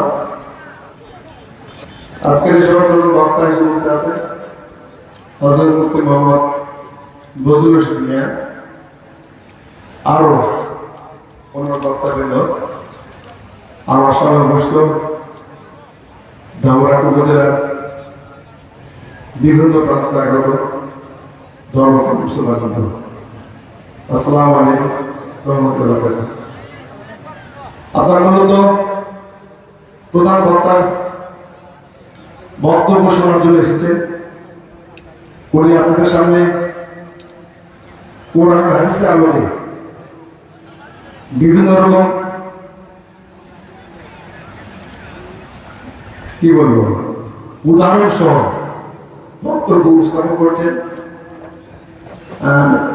আপনারা আমরা উনি অনেক কিছু এসেছে, যদি আপনার কথাবার্তায় ওনার কথায় অন্তত যদি হেদায়েত হন, কিছু হেদায়েত হন, তাহলে হয়তো এই হাটনার যুব সংঘের উদ্যোগে যে ওয়াজ সার্থক হবে।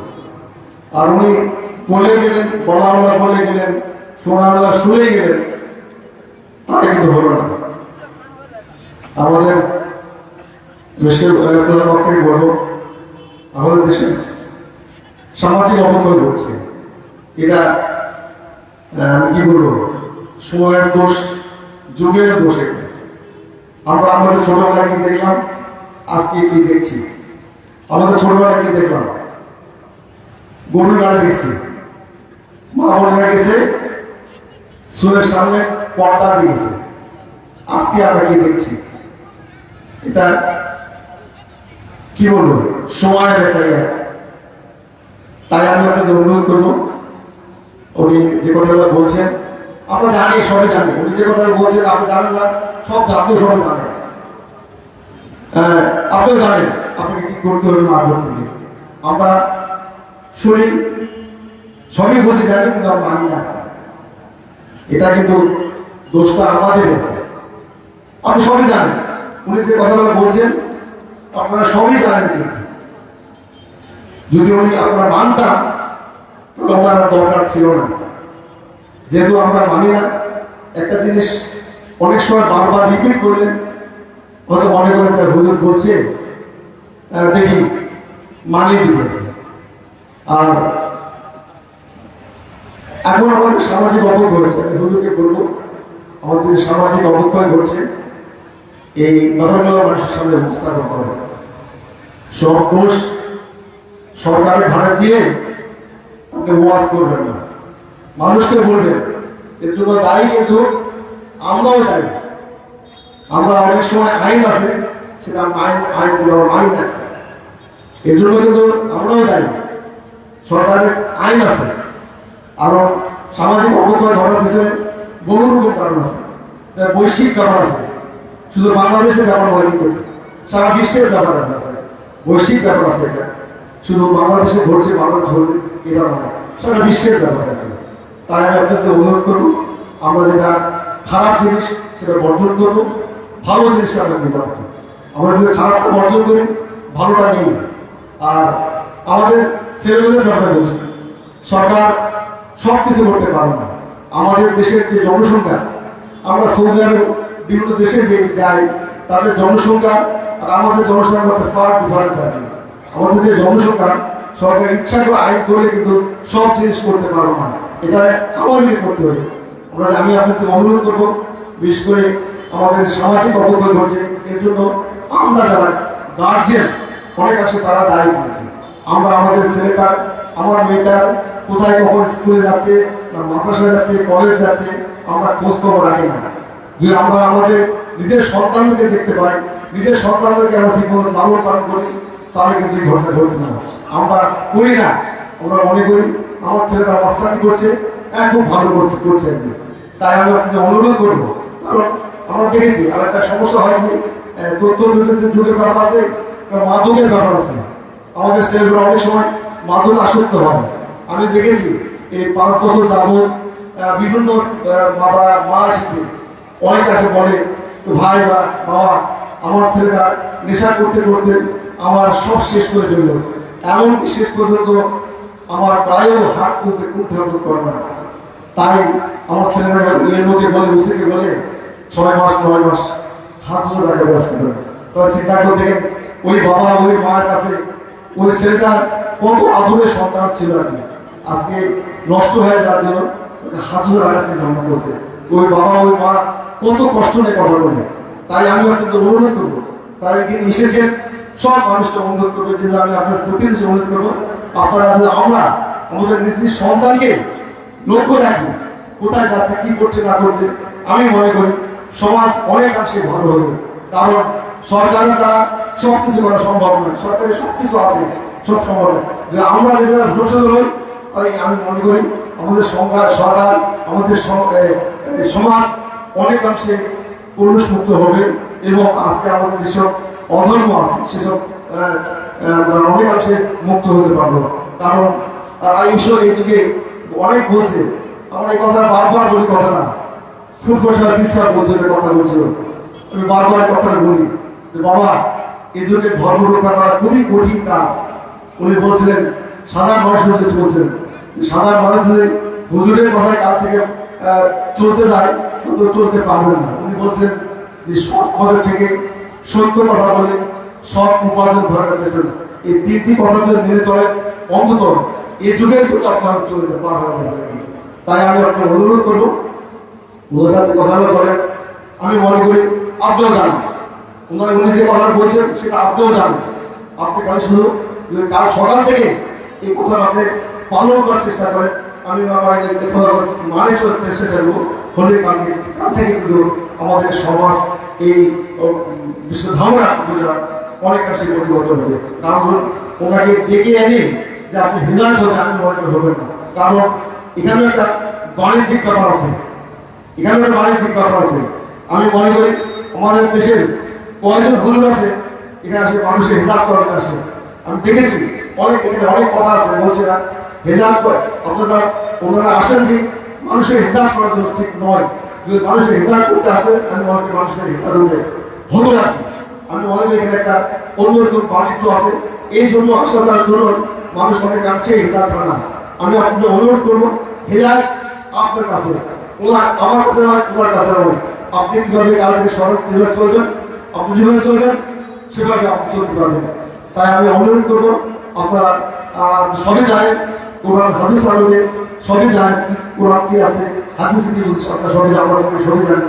তাই আমি আপনাকে অনুরোধ করবো, আপনারা বিশেষ করে আমাদের সমাজে যে সামাজিক অপকর্ম হচ্ছে এই ব্যাপারে আপনারা আপনার নিজের সন্তান থেকে, নিজের ছেলে থেকে মানুষ ঠিক করে। আমি চাই আপনার বাড়িতে তার 5-6 ছেলে থাকে, আপনার ধর্ম হবে না।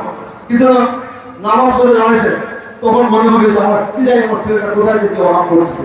তাই আমরা এসব ধর্মকর্ম হয়। তাই আমরা অনুরোধ করবো আপনার সবার নিজের সন্তানকে আমরা লক্ষ্য করি। ইনশাআল্লাহ আমাদের সরকার আমাদের সমাজ অনেক সুন্দর হবে।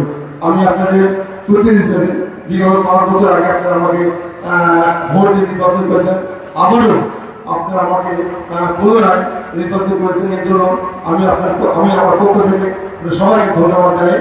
আমি শেষ করছি। আসসালামু আলাইকুম। সব একটু জিকির করেন। এই ফাঁকা জায়গাটা আপনার পুরা করে বসেন তো। এই যে ফাঁকা হলো না, এই ফাঁকা জায়গাটা এই যে আল্লাহ রাস্তায় একটু পুরা করে আসেন। সবাই সামনে থেকে আসেন ভাই, উঠে আসেন। আপনি উঠে সামনে বসেন, 1 বছরে কোনো বেদি আপনার ধরবে না। দেহ একটু লড়ান চড়ান। লা ইলাহা ইল্লাল্লাহ, লা ইলাহা ইল্লাল্লাহ, লা ইলাহা ইল্লাল্লাহ, লা ইলাহা ইল্লাল্লাহ, লা ইলাহা ইল্লাল্লাহ মুহাম্মাদুর রাসূলুল্লাহ। সকলে বলি সাল্লাল্লাহু আলাইহি ওয়াসাল্লাম। সম্মানিত উপজেলা চেয়ারম্যান সাহেব অত্যন্ত গুরুত্বপূর্ণ আলোচনা করেছেন যে সমাজের অবক্ষয়ের কথা বলেছেন। এখনকার ছেলেরা অনেকে মাদক আসক্ত হয়ে গেছেন। আমি বলতেছি ছেলেরা মদ খাক, জিনা খাক, যা করে করুক, কিন্তু ওই ছেলেকে যদি নামাজি বানানো যায়, ধরে এখন কি বানানো যায়? কথা আমার না, কথা আল্লাহ। আল্লাহ বলেছেন ইন্নাস সালাতা তানহানিল ফাহশাই ওয়াল মুনকার। একমাত্র নামাজই পারে মানুষকে যাবতীয় অশ্লীলতা, খারাপি থেকে বাঁচাই দিতে। বলেন সুবহানাল্লাহ। এই জন্যই তো রাসূল বলেছেন 7 বছর থেকে নামাজের তালিম দাও। কয় বছর থেকে?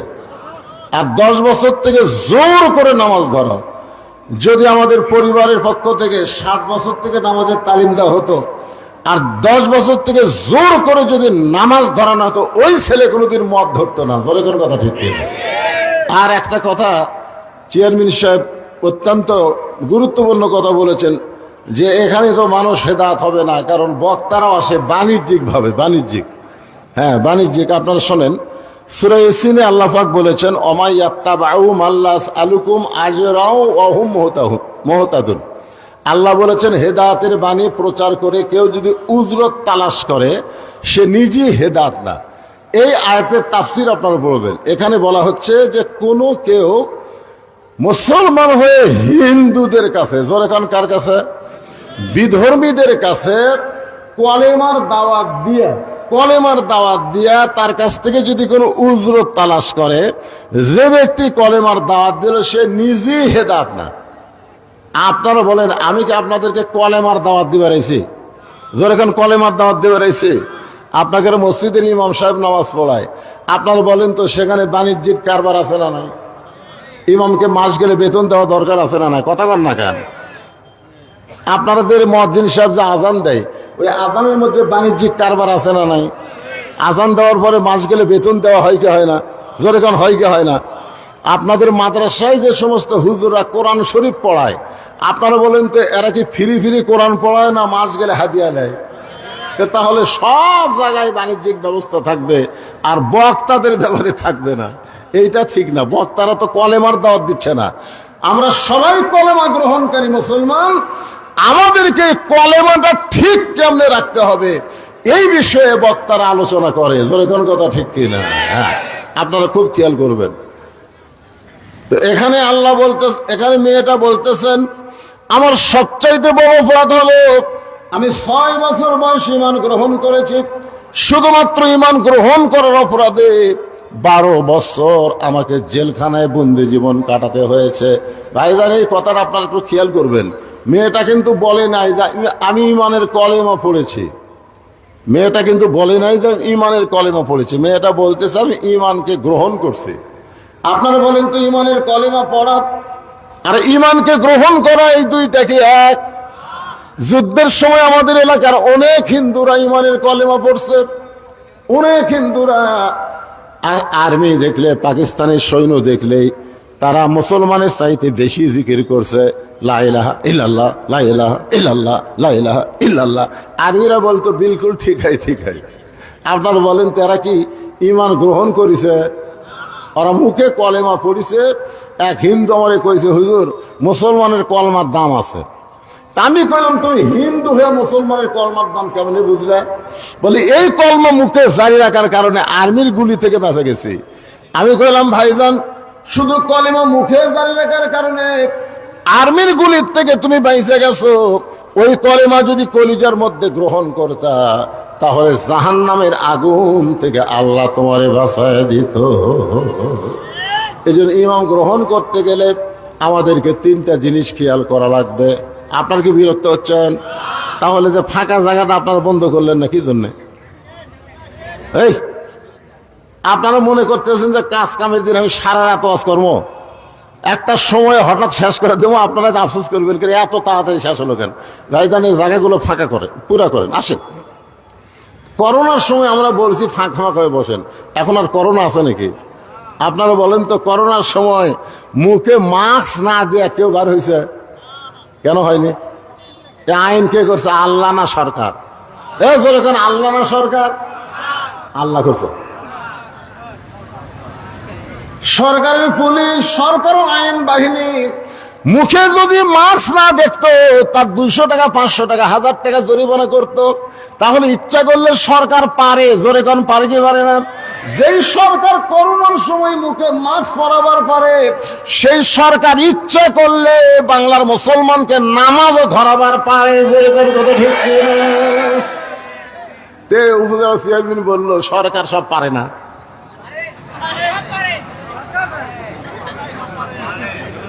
ইচ্ছা করলেই পারে, কিন্তু সরকার করবে কেন? সরকারের মধ্যেই তো নামাজ পড়ে না। জোরে কোন কথা কন না কেন? আজকে মদের বিরুদ্ধে কথা বলা হচ্ছে যে যুবকেরা মদ পান করতেছে, অনেক নেতারা পর্যন্ত মদ পান করে। জোরে কোন কথা ঠিক কিনা? যে দেশের নেতারা মদ পান করে সেই দেশের যুবকদেরকে মদের বিরুদ্ধে কেমনে বলবো? মদের বিরুদ্ধে আইন আছে না নাই? কোরআনে আইন আছে না নাই? জোরে কোন। ওমর ফারুকের ছেলে মদ পান করছিল, 5 হাত বাড়ি দিয়ে কি করছে? নাই, কোরআনে আল্লাহর আইন আছে না নাই? আমাদের যুবকেরা নামাজ না পড়লেও আইন আছে, এই যে ফ্রিজিং করলে তারও আইন আছে। সব কিছু আইন আল্লাহর কোরআনের মধ্যে আছে। এই জন্যই তো আল্লাহ বলেছেন, অনুনাজ্জিলু মিনাল কোরআনি মা হুয়া শিফাউ ওয়া রাহমাতুল লিল মুমিনিন। যার বাংলা স্লোগান হলো সব সমস্যার সমাধান দিতে পারে আল কোরআন। সব সমস্যার সমাধান আল কোরআনের আলো, ঘরে ঘরে জালো। ঘরে ঘরে না, সংসদেও না, অ্যাঙ্গেলে মার দেওয়া লাগবে। অ্যাঙ্গেলে মার হলো সব জায়গায় জালো। আপনারা বলেন সব জায়গায় যদি আপনি বলেন তার মধ্যে সংসদ আছে না নাই? এখন যদি আপনারা বলেন সংসদে জালো, তখন ওরা বলবে হুজুর ওই দলের লোক। আমরা কোরআনের মাহফিলে এসে এক দল করব না, সব মুসলমান এক দলের মধ্যে চলে আসবো। জোরে কোন কথা ঠিক কিনা? আপনারা বলেন তো, মসজিদের মধ্যে ঢুকলে আমরা কয় দল? জোরে কোন কয় দল? আওয়ামী লীগ, বিএনপি, জাতীয় পার্টি, জামাত সবাই মিলে দেখবেন কাতার সোজা করতেছে। আওয়ামী লীগ সরকারি দল, ক্ষমতাতে আছে, ওই কাতারের থেকে 4 আঙ্গুল সামনে গেছে। কয় আঙ্গুল? তখন জামাতে ইসলাম হাত ধরে টানতেছে, লাইনও তাই। এই যে কাতারের দাগ তোর চোখত পড়ে না? আওয়ামী লীগ বলতেছে আমি খেয়াল করিনি ভাই। ও কে হাত ধরে টানতেছে ওদিকে ওর খেয়াল নাই, ওর খেয়াল হলো কাতারের দিকে। সুবহানাল্লাহ। তার মানে বোঝা গেল মসজিদের মধ্যে যখন ঢুকে তখন আওয়ামী লীগ, বিএনপি, জাতীয় পার্টি ঢোকে না, সবাই এক কাতার হয়। আল্লাহর কোরআনের মাহফিলে যখন আমরা বসে যাব তখন আওয়ামী লীগ, বিএনপি, জাতীয় পার্টি থাকবো না, আমরা সবাই আল্লাহর দল হয়ে যাব। ঠিক আছে? মেয়েটা বলতেছে আমির আল মুমিনিন সকালবেলা 3টা করে চাবুক, বিকালবেলা 3টা করে চাবুক। আমার এমন কোন জায়গা নাই যে জায়গায় চাবুকের আঘাত লাগে নাই। আপনি যখন রোম পারস্য দখল করলেন তখন আপনি ঘোষণা করে দিলেন মুসলমান কোন রাষ্ট্র যখন দখল করবে ওই রাষ্ট্র তখন আল্লাহর আইনে চলবে, আর আল্লাহর আইনে যখন কোন রাষ্ট্র চলবে ওই রাষ্ট্রের মধ্যে জেলখানার কোনো দরকার হবে। আপনারা বলেন তো আল্লাহর আইন এটা কি? আল্লাহর আইন কি দেরি করে না ডাইরেক্ট? যেরকম দেরি করে না ডাইরেক্ট? Direct action. আপনি যখন রোম পারস্য দখল করলেন, আমি রোমের একটা জেলখানার মধ্যে বন্দী ছিলাম, আপনি জেলখানার দরজা উন্মুক্ত করে দিলেন। আমি জেলখানার দরজা খোলা পাইয়া, কারণ আমার দাদা খ্রিস্টান, আমার বাবা খ্রিস্টান, আমার 14 গোষ্ঠী খ্রিস্টান, আমি এখন কি করব? এই দুই পাহাড়ের মাঝখানে 6 দিন হলে ঘুরতেছি। আপনার যদি দেখা যায় আপনার কাছে এই দুঃখী মেয়েটা একটু আশ্রয় চায়। ওমর ফারুক চোখের পানি বের করে বললেন, মা আমি তোমাকে আশ্রয় দিবার পারবো না, কারণ ইসলাম কোনোদিন কাউকে আশ্রয় দেয় না, বরং ইসলাম মানুষকে অধিকার দিয়ে দেয়। আপনারা বলেন তো ইসলামে নারীদের অধিকার আছে না নাই? আজকে অনেক মেয়েরা বলে ইসলামে আমাকে কোনো অধিকার নেই। এই যে এখন তাসলিমা নাসরিন একটা বই লিখছে নির্বাচিত কলম, ওই নির্বাচিত কলমের মধ্যে লেখছে আর রেজালু কাওয়ামুনা আলান নিসা, যে পুরুষরা নারীদের উপরে থাকবে। এই আয়াতটার ব্যাখ্যা করে তাসলিমা নাসরিন নাস্তিক বলেছে এইখানে আল্লাহ তাআলা পুরুষের চাইতে নারীদের দাম কমায় দিছে, কারণ পুরুষরা থাকবে উপরে, নারীরা থাকবে নিচে। আপনারা বলেন তো এই আয়াতটা আল্লাহ কোন প্রেক্ষাপটে নাযিল করছে? নারী যদি মা হয় তাহলে নারীর দাম বাবার চাইতে অনেক বেশি। জোরে কারণ কথা ঠিক কিনা? নারী যদি মেয়ে হয় তাহলে ছেলের চাইতে মেয়ের দাম কম না বেশি? কিন্তু নারী যদি বউ হয়, ওই জায়গাতে একটু আল্লাহ বলছে স্বামী একটু উপরে থাকবে, বউ একটু নিচে থাকবে। আপনারা কি বইয়ের উপরে থাকেন না নিচে যান? পদ্মার চরে জালা জালেন একটা অস্থায়ী ঘর বানাচ্ছে, টাটায়ের ঘর। জালা মাছ ধরবে, ইলিশ মাছ, হঠাৎ একদিন উঠছে ঝড়ে, এত জোরে ঝড় উঠছে বুঝলেন, খালি ধুলাবালি দিয়া 1-1 ঘন্টা হয় ঝড় থামে না। স্বামী জালা বলতেছে, বউ রে আমার তো পেশাব লাগছে, আমি কি করি? বউ বলতেছে দরজা খোলা যাবে না, কারণ বাইরের বালি এসে ঘর মেখে যাবে। স্বামী বলতেছে তাহলে ঘরের মধ্যে পেশাব করি। বউ কই এত বড় মানুষ ঘরে পেশাব করলে দুর্গন্ধ হবে। স্বামী বলে তাহলে করি কি রে? বউ বলতেছে একটা কাম করেন, আপনি আমার কান্দর চড়েন, কান্দর চড়ে ওপরে তালায় একটা শুটুং করেন, আপনার যন্ত্র মোতাবেক শুটুং করে ওই শুটুং দিয়ে যন্ত্র বার করে পেশাব করেন। স্বামী পেশাব করার 1 ঘন্টা পর আর ঘর থামে না। বউ বলে আমার ওই যে পেশাব লাগছে। স্বামী বলতে শুটুং তো করা আছে, তুমি আমার কান্দে চলো, শুটুং দিয়ে পেশাব করো। এবার বউ স্বামীর কান্দে চড়ে পেশাব করে, পেশাব শুটুং দিয়ে বাইরে না যায়, স্বামীর বুক ভিজে যায়। স্বামী চিল্লায় বলে, বউ রে পেশাব করিস কোন জায়গা, তারপরে কোন জায়গায়? বউ চিল্লায় বলে, মরার স্বামী জানো না সব জায়গায় সমান অধিকার চলে না। আপনারা বলেন তো মেয়েদের অধিকার ইসলামে আছে না নাই? আছে না নাই? ওমর ফারুক বললেন, মা এখন তোমার বয়স কত? মেয়েটা বলতেছে 6 বছর বয়সে ঈমান গ্রহণ করেছি আর 12 বছর জেলখানায় বন্দি জীবন কাটাইছি, এই মুহূর্তে আমার বয়স হলো 18 বছর। ওমর ফারুক বললেন, মা 18 বছরে একজন মেয়ের জন্যে ইসলামের 1 নম্বর অধিকার হলো ভালো একটা ছেলের সাথে বিয়া বসা। কি ছেলে? আপনারা কি আমার কথা বুঝতে পারতেছেন না? কি ছেলে? ভালো ছেলে। বিয়াতে ডিমান্ড নেয়, মহারণা লগত। জোরে কন। বিয়াতে ডিমান্ড নেয় না, মহারণা নগদ দেয়, এরা হলো ভালো ছেলে। আপনাদের ধামরহাটের খবর কি?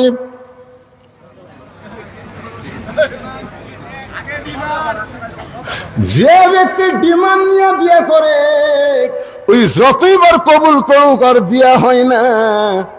এই ডিমান্ড নিয়ে বিয়া করার কারণে স্বামী স্ত্রী মিলন হওয়ার পরে যে মালগুলা বাড়ায়, ওই মালগুলা কোরআনের মাহফিলে বসে না।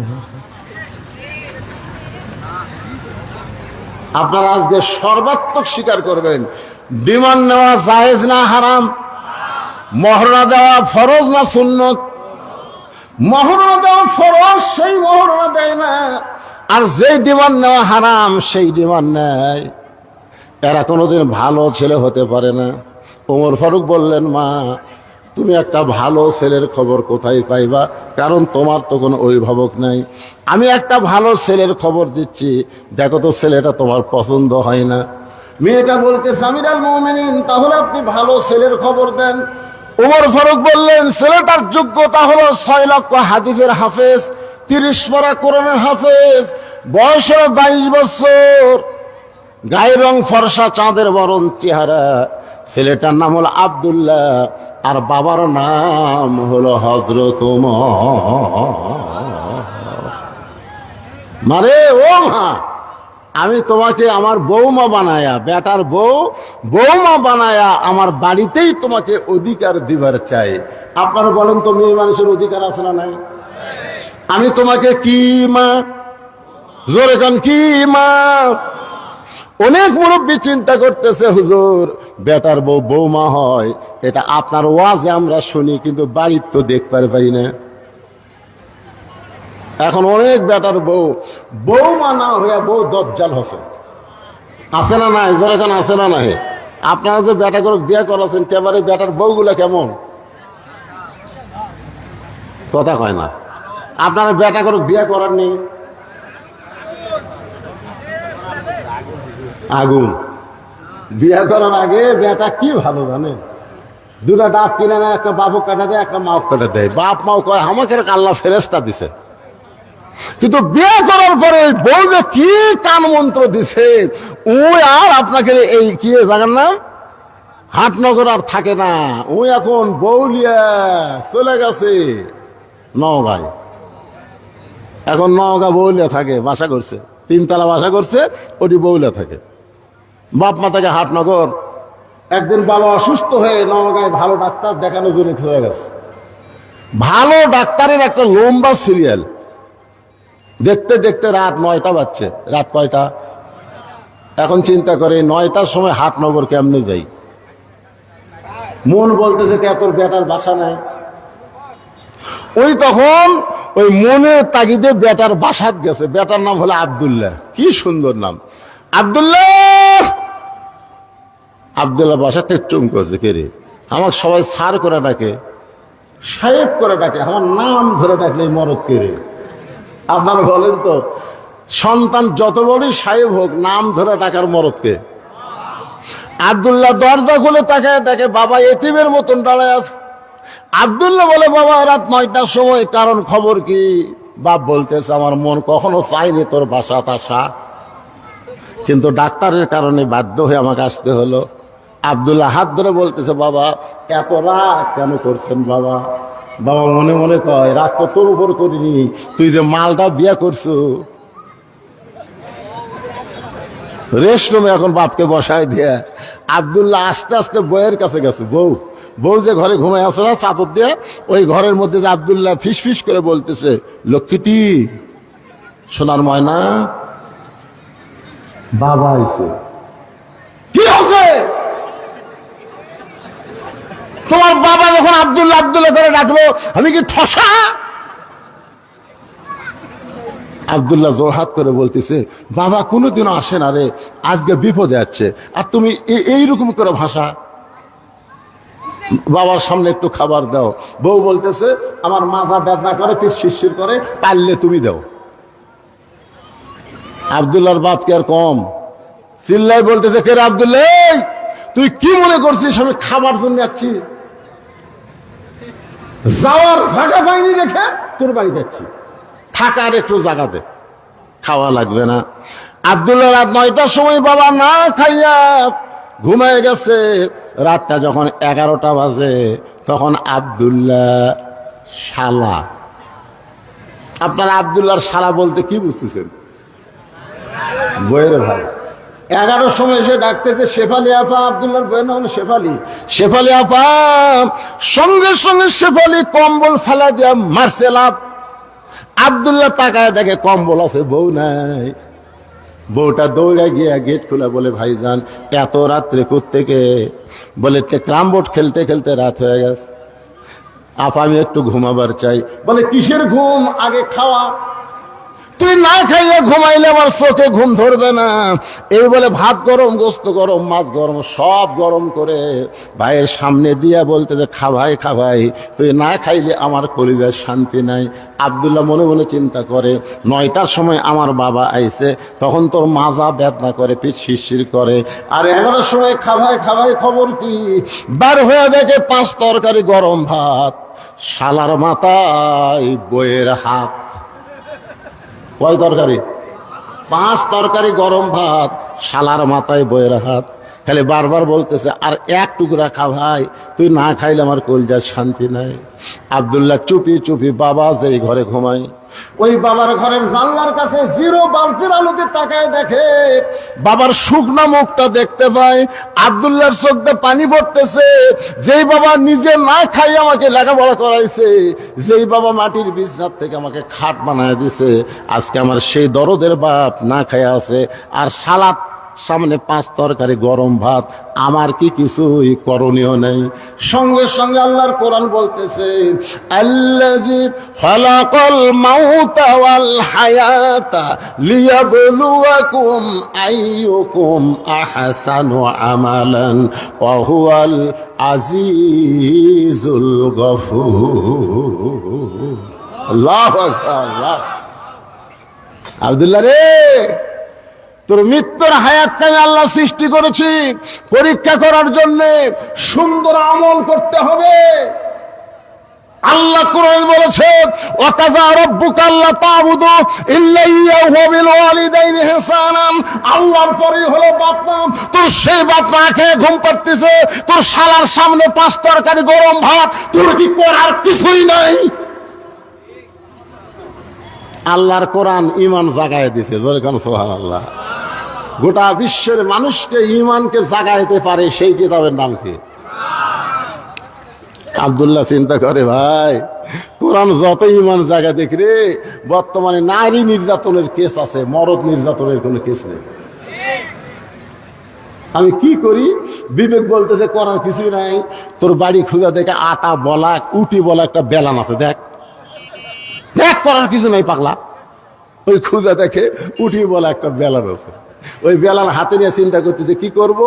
বিবেক সবচাইতে বড় আদালত। বিবেক বলতেছে, তোর বউ তো তোর শালাক ভাত খিলাচ্ছে, কোনো দিকে খেয়াল নাই। কারণ মেয়ে মানুষেরা যখন তার বাপের আত্মীয় আসে, তখন আর অন্য কোনো দিকে খেয়াল থাকে না, একটাই খেয়াল, খালি তারা বাপের আত্মীয়। তোর কোন কথা ঠিক কিনা? এখন যে হারে খিলাচ্ছে, ওর তো কোনো খেয়াল নাই।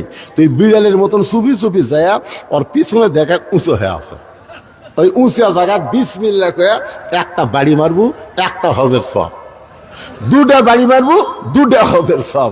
এখন তুই কয়টা হজের সব নিব সেটা তুরই ব্যাপার, কিন্তু খবরদার নিচেও জান মারিস না, উপরেও জান মারিস না। কারণ নিচে মারলে কেস খাবো, উপরে মারলেও কেস খাবো, কারণ দেখাবার পারবি। আর মিডল পয়েন্টে মারলে লুসবি ঠিকই, কিন্তু কাউকে দেখাবার পারবি না। ধরে কারণ কথা ঠিক কিনা? কারণ ওই জায়গায় কাপড় খুলে কাউকে দেখাবি। বিলাই যেমন ইন্দুর ধরে, আব্দুল্লাহ চুপি চুপি বইয়ের পেছনে এসে বেলান নিয়ে, উঠি বলা বেলান নিয়ে দাঁড়ায় আছে। আর বউ খালি ভাইকে বলতেছে, আর এক টুকরা খা। ভাই বলতে, জোড়া তাপা, আর আমি পারবো না। বোন বলতেছে, ভাই রে তাহলে আর এক টুকরা মুরগিলে। না পা, আমি আর পারতেছি না। আব্দুল্লাহ কয়, আমার বাপ না খেয়ে আছে, তোর পিঠ বেদনা, তুই শিশির করে কম্বল ছাড়লি না, তোর ভাই খাবার চাই না, তারপরেও খাবার দেশ। এই রাগ করে মারছে বাড়ি, এত জোরে বাড়ি মারছে, ফুটবল লাত্তি মারলে যেমন শব্দ হয়, ওই জায়গা বাড়ি মারলে শব্দ হবি, কিন্তু খুব জোরে লাগবি না। মাঝে মাঝে প্র্যাকটিস করে দেখবেন, বইয়ের ওই জায়গায় বাড়ি মারবেন, শব্দ হবি, কিন্তু খুব জোরে লাগবি। কাকু বলবারও পারবি, আমার এই পাতার উপর মারছে, কাকু বলবার পারবে? খালি লুসবি ঠিকই। যে বাড়ি মারছে, বউ দৌড়, শালাও দৌড়। শালা চিল্লায় বলে, দুলা ভাই এত রাত্রে আমার বোনকে মারলেন কেন? আব্দুল্লাহ চোখের পানি বের করে বলে, তোর বোন আমার কে হয়? তোর বোন আমার কে হয়? তোর বোনকে আমি এত ভালোবাসি, হাটনগর বাপ মাকে বাদ দিয়ে আমি নগা শহরে শুধু তোর বোনের জন্য একটা বাসা বানাইছি। কারণ বউকে ভালোবাসার কথা ইসলামে আছে না নাই? এজন্য ভালোবাসার কথা ইসলামে আছে না নাই? আল্লাহ নবী ঘরের মধ্যে বসে আছে, এমন সময় উম্মাহাতুল মা আয়েশা রাদিয়াল্লাহু তাআলা আনহা, আমাদের উম্মা, আমাদের মা ঘরের মধ্যে ঢুকছে। নবী বসে আছেন, মা আয়েশা ঘরের মধ্যে ঢুকছে, সঙ্গে সঙ্গে নবী দাঁড়িয়ে গেলেন। মা আয়েশার সম্মানে নবী দাঁড়ালেন না, নবী দাঁড়ায় দরজা বন্ধ করে দিলেন, জানলা বন্ধ করে দিলেন। আয়েশা বলে, ইয়া রাসূলুল্লাহ, আমি ঘরে আসার সাথে সাথে আপনি দরজা বন্ধ করলেন, জানলা বন্ধ করলেন, আমার দেহ থর থর করে কাঁপতেছে। রাসূল বলে, কি কারণে তোমার দেহ কাঁপে? বলে, আপনার জুতার পরশে আল্লাহর আরশ ধন্য হয়ে গেছে। হুজুর, যদি কোনো বেয়াদবি হয় এই কারণেই আমার দেহ কাঁপতেছে। রাসূল বলে, আয়েশা, একজন নবীর জুতার পরশে আল্লাহর আরশ ধন্য হয়েছে, একজন নবীর জুতার পরশে। আয়েশা বলে, হুজুর, আপনি তো সেই নবী। রাসূল বলে, যতক্ষণ দরজা খোলা ছিল ততক্ষণ আমি নবী ছিলাম, কিন্তু যেই দরজা বন্ধ হয়েছে আমি আর নবী নয়, আমি হলাম স্বামী, আর তুমি আমার বিবি। বউকে আদর করার কথা ইসলামে আছে না নাই? নবী বলতেছেন, একজন নবীর জুতার পরশে আল্লাহর আরশ ধন্য হয়েছে। আয়েশা বলে, আপনি তো সেই নবী। রাসূল বলে, আমি নবী ছিলাম রে যতক্ষণ দরজা খোলা ছিল, এখন দরজা বন্ধ, কিসের নবী রে? আমি হলাম স্বামী, তুমি আমার বিবি, আসো। মা আয়েশা দৌড়ে এসে স্বামীর মুখে মাথা দিয়ে কয়, আল্লাহ, এতদিন জানতাম আমার নবী বিশ্ব নবী, আজকে দেখতেছি আমার নামই হলেন 1 নম্বর স্বামী। নবী আস্তে করে মা আয়েশাকে বুকের মধ্যে নিয়ে এই ডান হাত দিয়া পিঠের উপর একটা চাপ দিছে। এই চাপ দেওয়া কিন্তু সুন্নত। আপনারা বুকের মধ্যে নিয়ে একটা কি দিবেন? কথা কয় না একেবারে। শোনেন, ফেতনার জামানায় একটা সুন্নত আমল করলে 100 গলা কাটা শহীদের সওয়াব। কোনদিন চাপ দিচ্ছেন আপনারা? যারা বিয়ে করতেছেন, ভাই আমি তারকুক বলতেছি, আর প্রেমিকের ছাপ দেওয়ার কথা বলতেছি না। এখন বউকে বুকের মধ্যে নিয়ে আল্লাহ রাসূল, আল্লাহর নবী হলেন আমাদের আদর্শ। নবী যখন ডান হাতে চাপ দিয়েছে, সঙ্গে সঙ্গে আল্লাহ বলে, জিবরাইল যা যা নবীর কাছে কোরআন শরীফ নিয়ে যা। ফেরেশতা জিবরাইল বলে, আল্লাহ, বহুবার নবীর কাছে কোরআন নিয়ে গেলাম, এইভাবে তো কোনোদিন বলেন নাই। আল্লাহ বলে, জিবরাইল, নবী ঘরের মধ্যে যে আমল করতেছে, এই আমলে আমি আল্লাহর আরশ খুশি হয়ে গেছে। সুবহানাল্লাহ, জোরে কোয়া যায় না? আপনার বলুন তো, নবী কি ঘরের মধ্যে নামাজ পড়তেছে, জিকির করতেছে, তাসবিহ তেলাওয়াত করতেছে, কি করতেছে? বুকের মধ্যে চাপা ধরায় আল্লাহর কাছে সবচাইতে দামি আমল। জোরে কোন সুবহানাল্লাহ। যা জিবরাইল, যা কোরআনের আয়াত নিয়ে নবীর কাছে যা। ফেরেশতা জিবরাইল কোরআনের আয়াত নিয়ে নবীর বাড়ির পাশে দাঁড়িয়ে বলতেছে, আসসালামু আলাইকা ইয়া রাসূলুল্লাহ। নবী আয়েশাকে বুকের মধ্যে নিয়ে চমকে উঠলেন। আয়েশা বলে, হুজুর, আপনি চমকালেন কেন? বলে, ফেরেশতা জিবরাইল আমাকে সালাম দিল। আয়েশা বলতেছে, এই সময় ফেরেশতা আসার টাইম হলো। কারণ বউ যখন স্বামীর বুকের মধ্যে থাকে, মনে হয় বউটা জান্নাতের মধ্যে আছে। জোরে কোন কথা ঠিক না? আল্লাহ রাসূল বলে, আয়েশা, জিবরাইল নিজের ইচ্ছায় কোনোদিন আসে না, জিবরাইল আল্লাহর হুকুমে আসে। দেখি জিবরাইল কি জন্য আইছে। নবী বললেন, জিবরাইল, কারণ কি? জিবরাইল বলে, হুজুর, ঘরের মধ্যে কি করতেছেন আমি জানি না, তবে আল্লাহ পাক আমাকে জানাইছে যে আমল করতেছেন, আল্লাহর আরশ খুশি হয়ে গেছে। আল্লাহ কোরআনের আয়াত নাজিল করেছে, হুন্না পড়েন, হুন্না লিবাসুল লাকুম ওয়া আনতুম লিবাসুল লাহুন্না। তোর বোন আমার বউ হয় রে, সে আদরের বউকে আমি কেন মানলাম? আয়, শালা বলতেছে, আমাকেও মারবেন নাকি? বলে, তোকে মারবো না, তোকে একটু দেখাবার চাই, আয়। এবার শালার হাত ধরে বাবা যে ঘরে ঘুমায়, ওই ঘরের জানলার কাছে নিয়ে গিয়ে বলতেছে, দেখ তো ভিতরে কে। শালা বলতেছে, আপনার বাবা কখন আইছে দুলা ভাই? আপনার বাবা কখন আইছে? আব্দুল্লাহ বলতেছে 9টার সময় আইছে, তোর বোন কইছে মাজা বেদনা পিঠ শিরশির করে, আমার বাবার সামনে খাবার দেয়নি বলে বাবা রাগ করে না খেয়ে ঘুমিয়ে গেছে। আর 11টার সময় তোর সামনে 5 তরকারি গরম ভাত, বললে শালা বল আমার আমল কি? শালা বলতে দুলা ভাই আর একটা মারেন, আর একটা মারেন। এই মানুষের জাত না, এই বাপের আত্মীয় পছন্দ করে, স্বামীর আত্মীয় দুই চোখকে দেখবার পারে না। ধরে কোন কথা ঠিক না? আপনাদের ঘরে এমন বউ আছে না নাই? ওর বাপের বাড়ি একটা ফকির আসে, আমার মায়েরা যারা পর্দার অন্তর আছেন, মা মনে কষ্ট নিয়েন না। যে স্বামীর পায়ের তলে আপনার জান্নাত হওয়ার কথা ছিল, কিন্তু পায়ের তলে জান্নাত না হয়ে রাসূল বলেছেন আল্লাহর পরে কাউকে যদি সেজদা দেওয়ার হুকুম থাকতো, তাহলে প্রত্যেকটা নারীকে বলা হতো তোমার স্বামীর পায়ে সেজদা করো।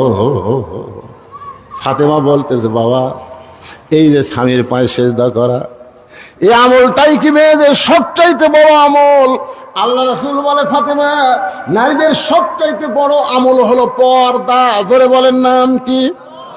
তুমি মনে করো না তোমার বাবা বিশ্ব নবী বলে আল্লাহ তোমাকে জান্নাত দিবে, এইটা কখনোই তুমি মনে করো না। ফাতেমা বলে বাবা, আমি মাঝে মধ্যে মনে করি আমার বাবা বিশ্ব নবী বলে আল্লাহ সেই খাতিরে হয়তো আমাকে জান্নাত দিবে।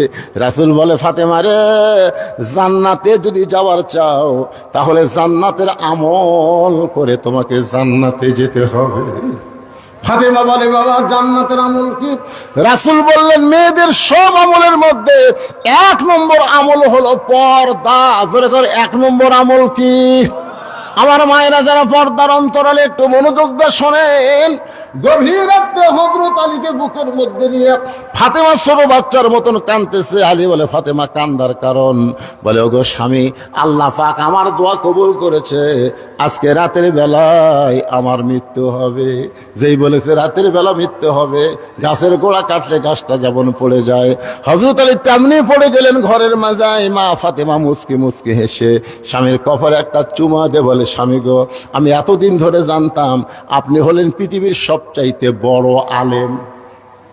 আমি এতদিন ধরে জানতাম আপনি পৃথিবীর সবচাইতে বড় বীর।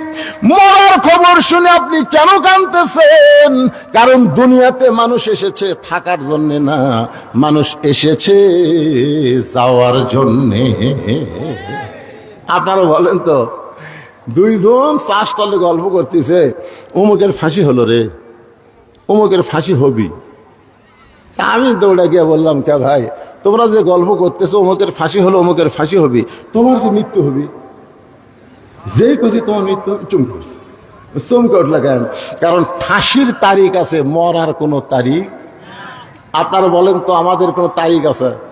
কে কবে মরবেন এইটাকে আপনারা জানেন?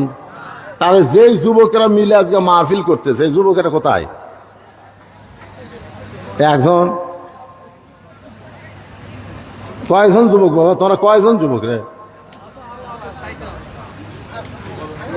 এই যুবকেরা যারা আজকে কোরআনের মাহফিল করতেছো, আমি তাদেরকে বলবো তোমরা বিবেকের আয়নায়, বিবেকের আদালতে জিজ্ঞাসা করো, তোমরা কি মাগরিবের নামাজ পড়েছো? তোমরা কি এশার নামাজ পড়েছো? তোমরা কি ফজরের নামাজ পড়বা?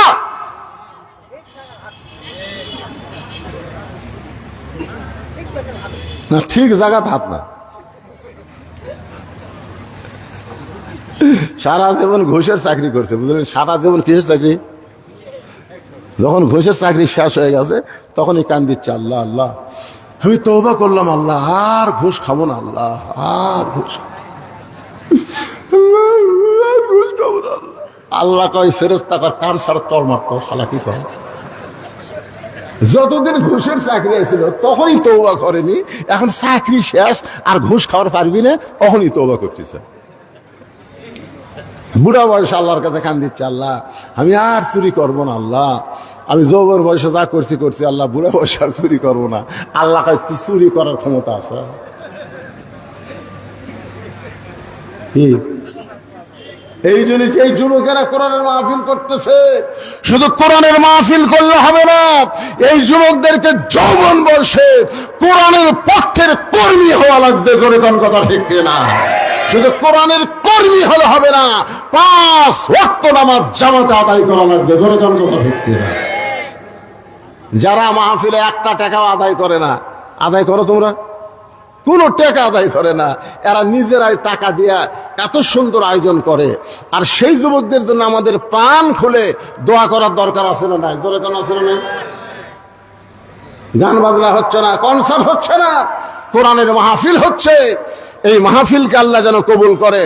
আমি সব সাইটে ওয়াজ করেছি, সব সাইটে, কিন্তু ভাইজান আমার ঘড়ি আমাকে বারবার বলে দিচ্ছে কাজ কামের দিন। মানুষ সারাদিন কাজ কাম করছে।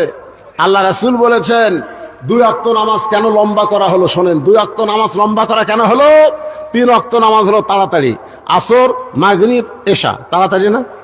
এ কথা কন, তাড়াতাড়ি না? আসর পড়ার পরে কি, মাগরিব পড়ার পরে কি, এশা। দেখেন 3 ওয়াক্ত মিলা কয় ঘন্টা? কিন্তু এশা থেকে ফজর, ফজর থেকে জোহর, এই 2 ওয়াক্ত লম্বা কেন? উমর ফারুক বললেন, ইয়া রাসূলুল্লাহ 5 ওয়াক্ত নামাজের মধ্যে এই 2 ওয়াক্ত নামাজের সময় লম্বা কেন? আল্লাহ রাসূল বললেন, ফজর থেকে জোহর আল্লাহ লম্বা সময় দেওয়ার কারণ হলো এই লম্বা সময়ের মধ্যে মানুষ ব্যবসা বাণিজ্য করবে, খেতে খামারে কাজ কাম করবে, চাকরি বাকরি করবে। এগুলা করতে গিয়া তার দেহের যে ক্ষয় হবে, ক্ষতি হবে। এশা থেকে ফজর আল্লাহ লম্বা সময় দেওয়ার কারণ হলো ওই সময়ের মধ্যে ঘুম পাড়বে, ওই ঘুমে আল্লাহ সব ক্ষয় পুরা করে দিবে। এই জন্যে আপনারা নিয়ত করবেন যে দিনের বেলায় মাহফিল করা, জোহর থেকে আসর। আর এই রাতের বেলা মাহফিল করলে আল্লামা সাইদি হুজুরের মতন করা লাগবে 8টা থেকে 10টা পর্যন্ত। জোরে কোন কথা ঠিক কিনা? আমি এখানে অনেক আগে আইছি, এশার নামাজের অনেক আগে। নিয়ত করছিলাম যে 9টার দিকে তেজত দিবে, আপনাকে সময় মতো মোনাজাত করে আপনার বাড়িতে ঘুমও পারবেন। পরের দিন আমার ধান কাটা শুরু আছে, শুরু হয়নি, ধান কাটা শুরু হয়নি। কঠিন কাজ, এই জন্যই তো মানুষজন খুব কম। অনেক লোক দেখতেছে সারা রাত অসম্বার গেলে আমাদের কাজ কাম হবে না, মাঝে মাঝে ফাঁকে ফাঁকে 2-1 উঠে গেছে। তো আমাদের মন টার্গেট হলো এই ছেলেদের জন্য আমরা দোয়া করব প্রত্যেক বছর আল্লাহ যেন এমন করে একটা কোরআনের বাগান লাগাতে পারে। সকলে বলে আল্লাহুম্মা আমিন। সকলে ইস্তেগফার পড়েন, আস্তাগফিরুল্লাহ রব্বি মিন কুল্লি জামবি ওয়া আতুবু ইলাইহি লা হাওলা ওয়ালা কুওয়াতা ইল্লা বিল্লাহিল আলিয়্যিল আযীম। اللهم صل على سيدنا شفينا نبينا مولانا محمد وعلى آله وصحبه وبارك وسلم اللهم آمين اللهم أنت السلام ومنك السلام تباركت يا ذا الجلال والإكرام। আয় আল্লাহ, মাগরিবের নামাজের পর থেকে অনেক রাত পর্যন্ত তোমার পাগল বান্দারা আরামের বাড়ি ঘুমকে বাদ দিয়া কোরআন হাদিসের মহব্বত কলিজার মধ্যে নিয়ে এই জান্নাতের বাগানে বসে বসে কোরআন হাদিসের আলোচনা শোনার শেষে আমি গুনাহগারের সঙ্গে রহমতের দরজায় ফকির হয়ে দোকানা হাত তুলেছি। আল্লাহ মেহেরবানি করে আজকের মাহফিল আমাদের সকলের হেদায়েতের জন্য, নাজাতের জন্য, জান্নাতের জন্য কবুল করে নাও।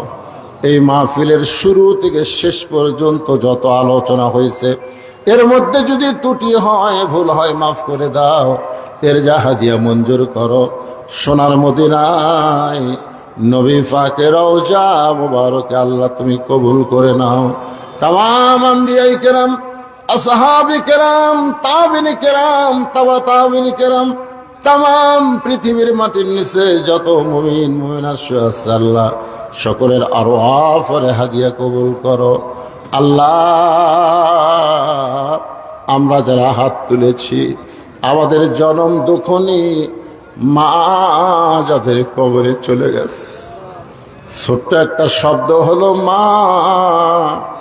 এ নামের মধ্যে যে কি মধু, যাদের মা নাই তারাই বুঝতেছে। এই দরদের মা যাদের কবরে গেছে আল্লাহ মেহেরবানি করে মায়ের কবরকে জান্নাতের টুকরা বানায় দাও। আমাদের দাদা দাদি, নানা নানি, আত্মীয় স্বজন কবরে চলে গেছে, আমাদের দরদের বাপ যাদের কবরের ঘরে চলে গেছে আল্লাহ মেহেরবানি করে কবরকে জান্নাতের টুকরা বানিয়ে দাও। যে ময়দানে গান হচ্ছিল, কনসার্ট হচ্ছিল, আল্লাহ সেইগুলো বাদ দিয়া তোমার যেই সোনার যুবকেরা আজকে জান্নাতের বাগান লাগাইছে আল্লাহ, এই সকল যুবকদেরকে 5 ওয়াক্ত নামাজি কবুল করে জান্নাতি কবুল করে না। আল্লাহ এই যুবকদেরকে যারা সর্বাত্মক সহযোগিতা করেছে আল্লাহ তাদেরকে কবুল করো। প্রত্যেক বছর এমন করে একটা জান্নাতের বাগান যেন লাগাইতে পারে এমন ইমানি শক্তি এই যুবকদেরকে দান করে দাও। আল্লাহ হাটনগর মাহফিলকে কবুল করো। আজকের মাহফিলের সম্মানিত সভাপতিকে কবুল করো, সহসভাপতি, প্রধান অতিথি, বিশেষ অতিথির আল্লাহ তুমি কবুল করো। আলে ওলামার কবুল করো, হাজী সাহেবদের কবুল করো, মুরব্বীদের কবুল করো, যুবকদের কবুল করো, কচি কাচাদের কবুল করো। পর্দার অন্তরালের মা বোনেরা আবিদা সালেহা পর্দানি কবুল করে মা ফাতেমার চরিত্র দান করে দাও। ফিলিস্তিনের মুসলমানকে আল্লাহ তুমি হেফাজত করো। তোমার ঘরের জন্য যারা জীবন দিছে শহীদের মর্যাদা দান করে দাও। আহত যারা অবস্থা আছে আল্লাহ সুস্থ করে দাও। আবার বাংলাদেশের প্রতি রহমত বরকতের বৃষ্টি বর্জন করে দাও, বর্ষণ করো আল্লাহ। আল্লাহ আসমানের বেলা আসমানে নাও, জমিনের বেলা জমিনে ডাবায় দাও। মাঠে ময়দানে যে ফসলগুলো আছে আল্লাহ সেই ফসলগুলো বরকতের সাথে তোমার বান্দা বান্দির ঘরে আসার তৌফিক দিয়ে দাও। আল্লাহ অসুস্থ অনেকে দোয়া চেয়েছে, কে কোন নিয়তে হাত তুলে আমিন আমিন করতেছে আল্লাহ সকলের নেক নিয়ত নিকাশা কবুল করো। আল্লাহ যুব শক্তিকে কবুল করো। এই মাহফিল কমিটির সভাপতি, মাহফিল কমিটির সেক্রেটারি, কেশিয়ার, মাহফিল কমিটির সদস্য আল্লাহ সকলকেই তুমি জান্নাতি কবুল করে নাও। আল্লাহ কত মানুষের জানাজার নামাজ আমরা পড়েছি, এই 2 হাত দিয়ে কত কবরে আমরা মাটি দিয়েছি।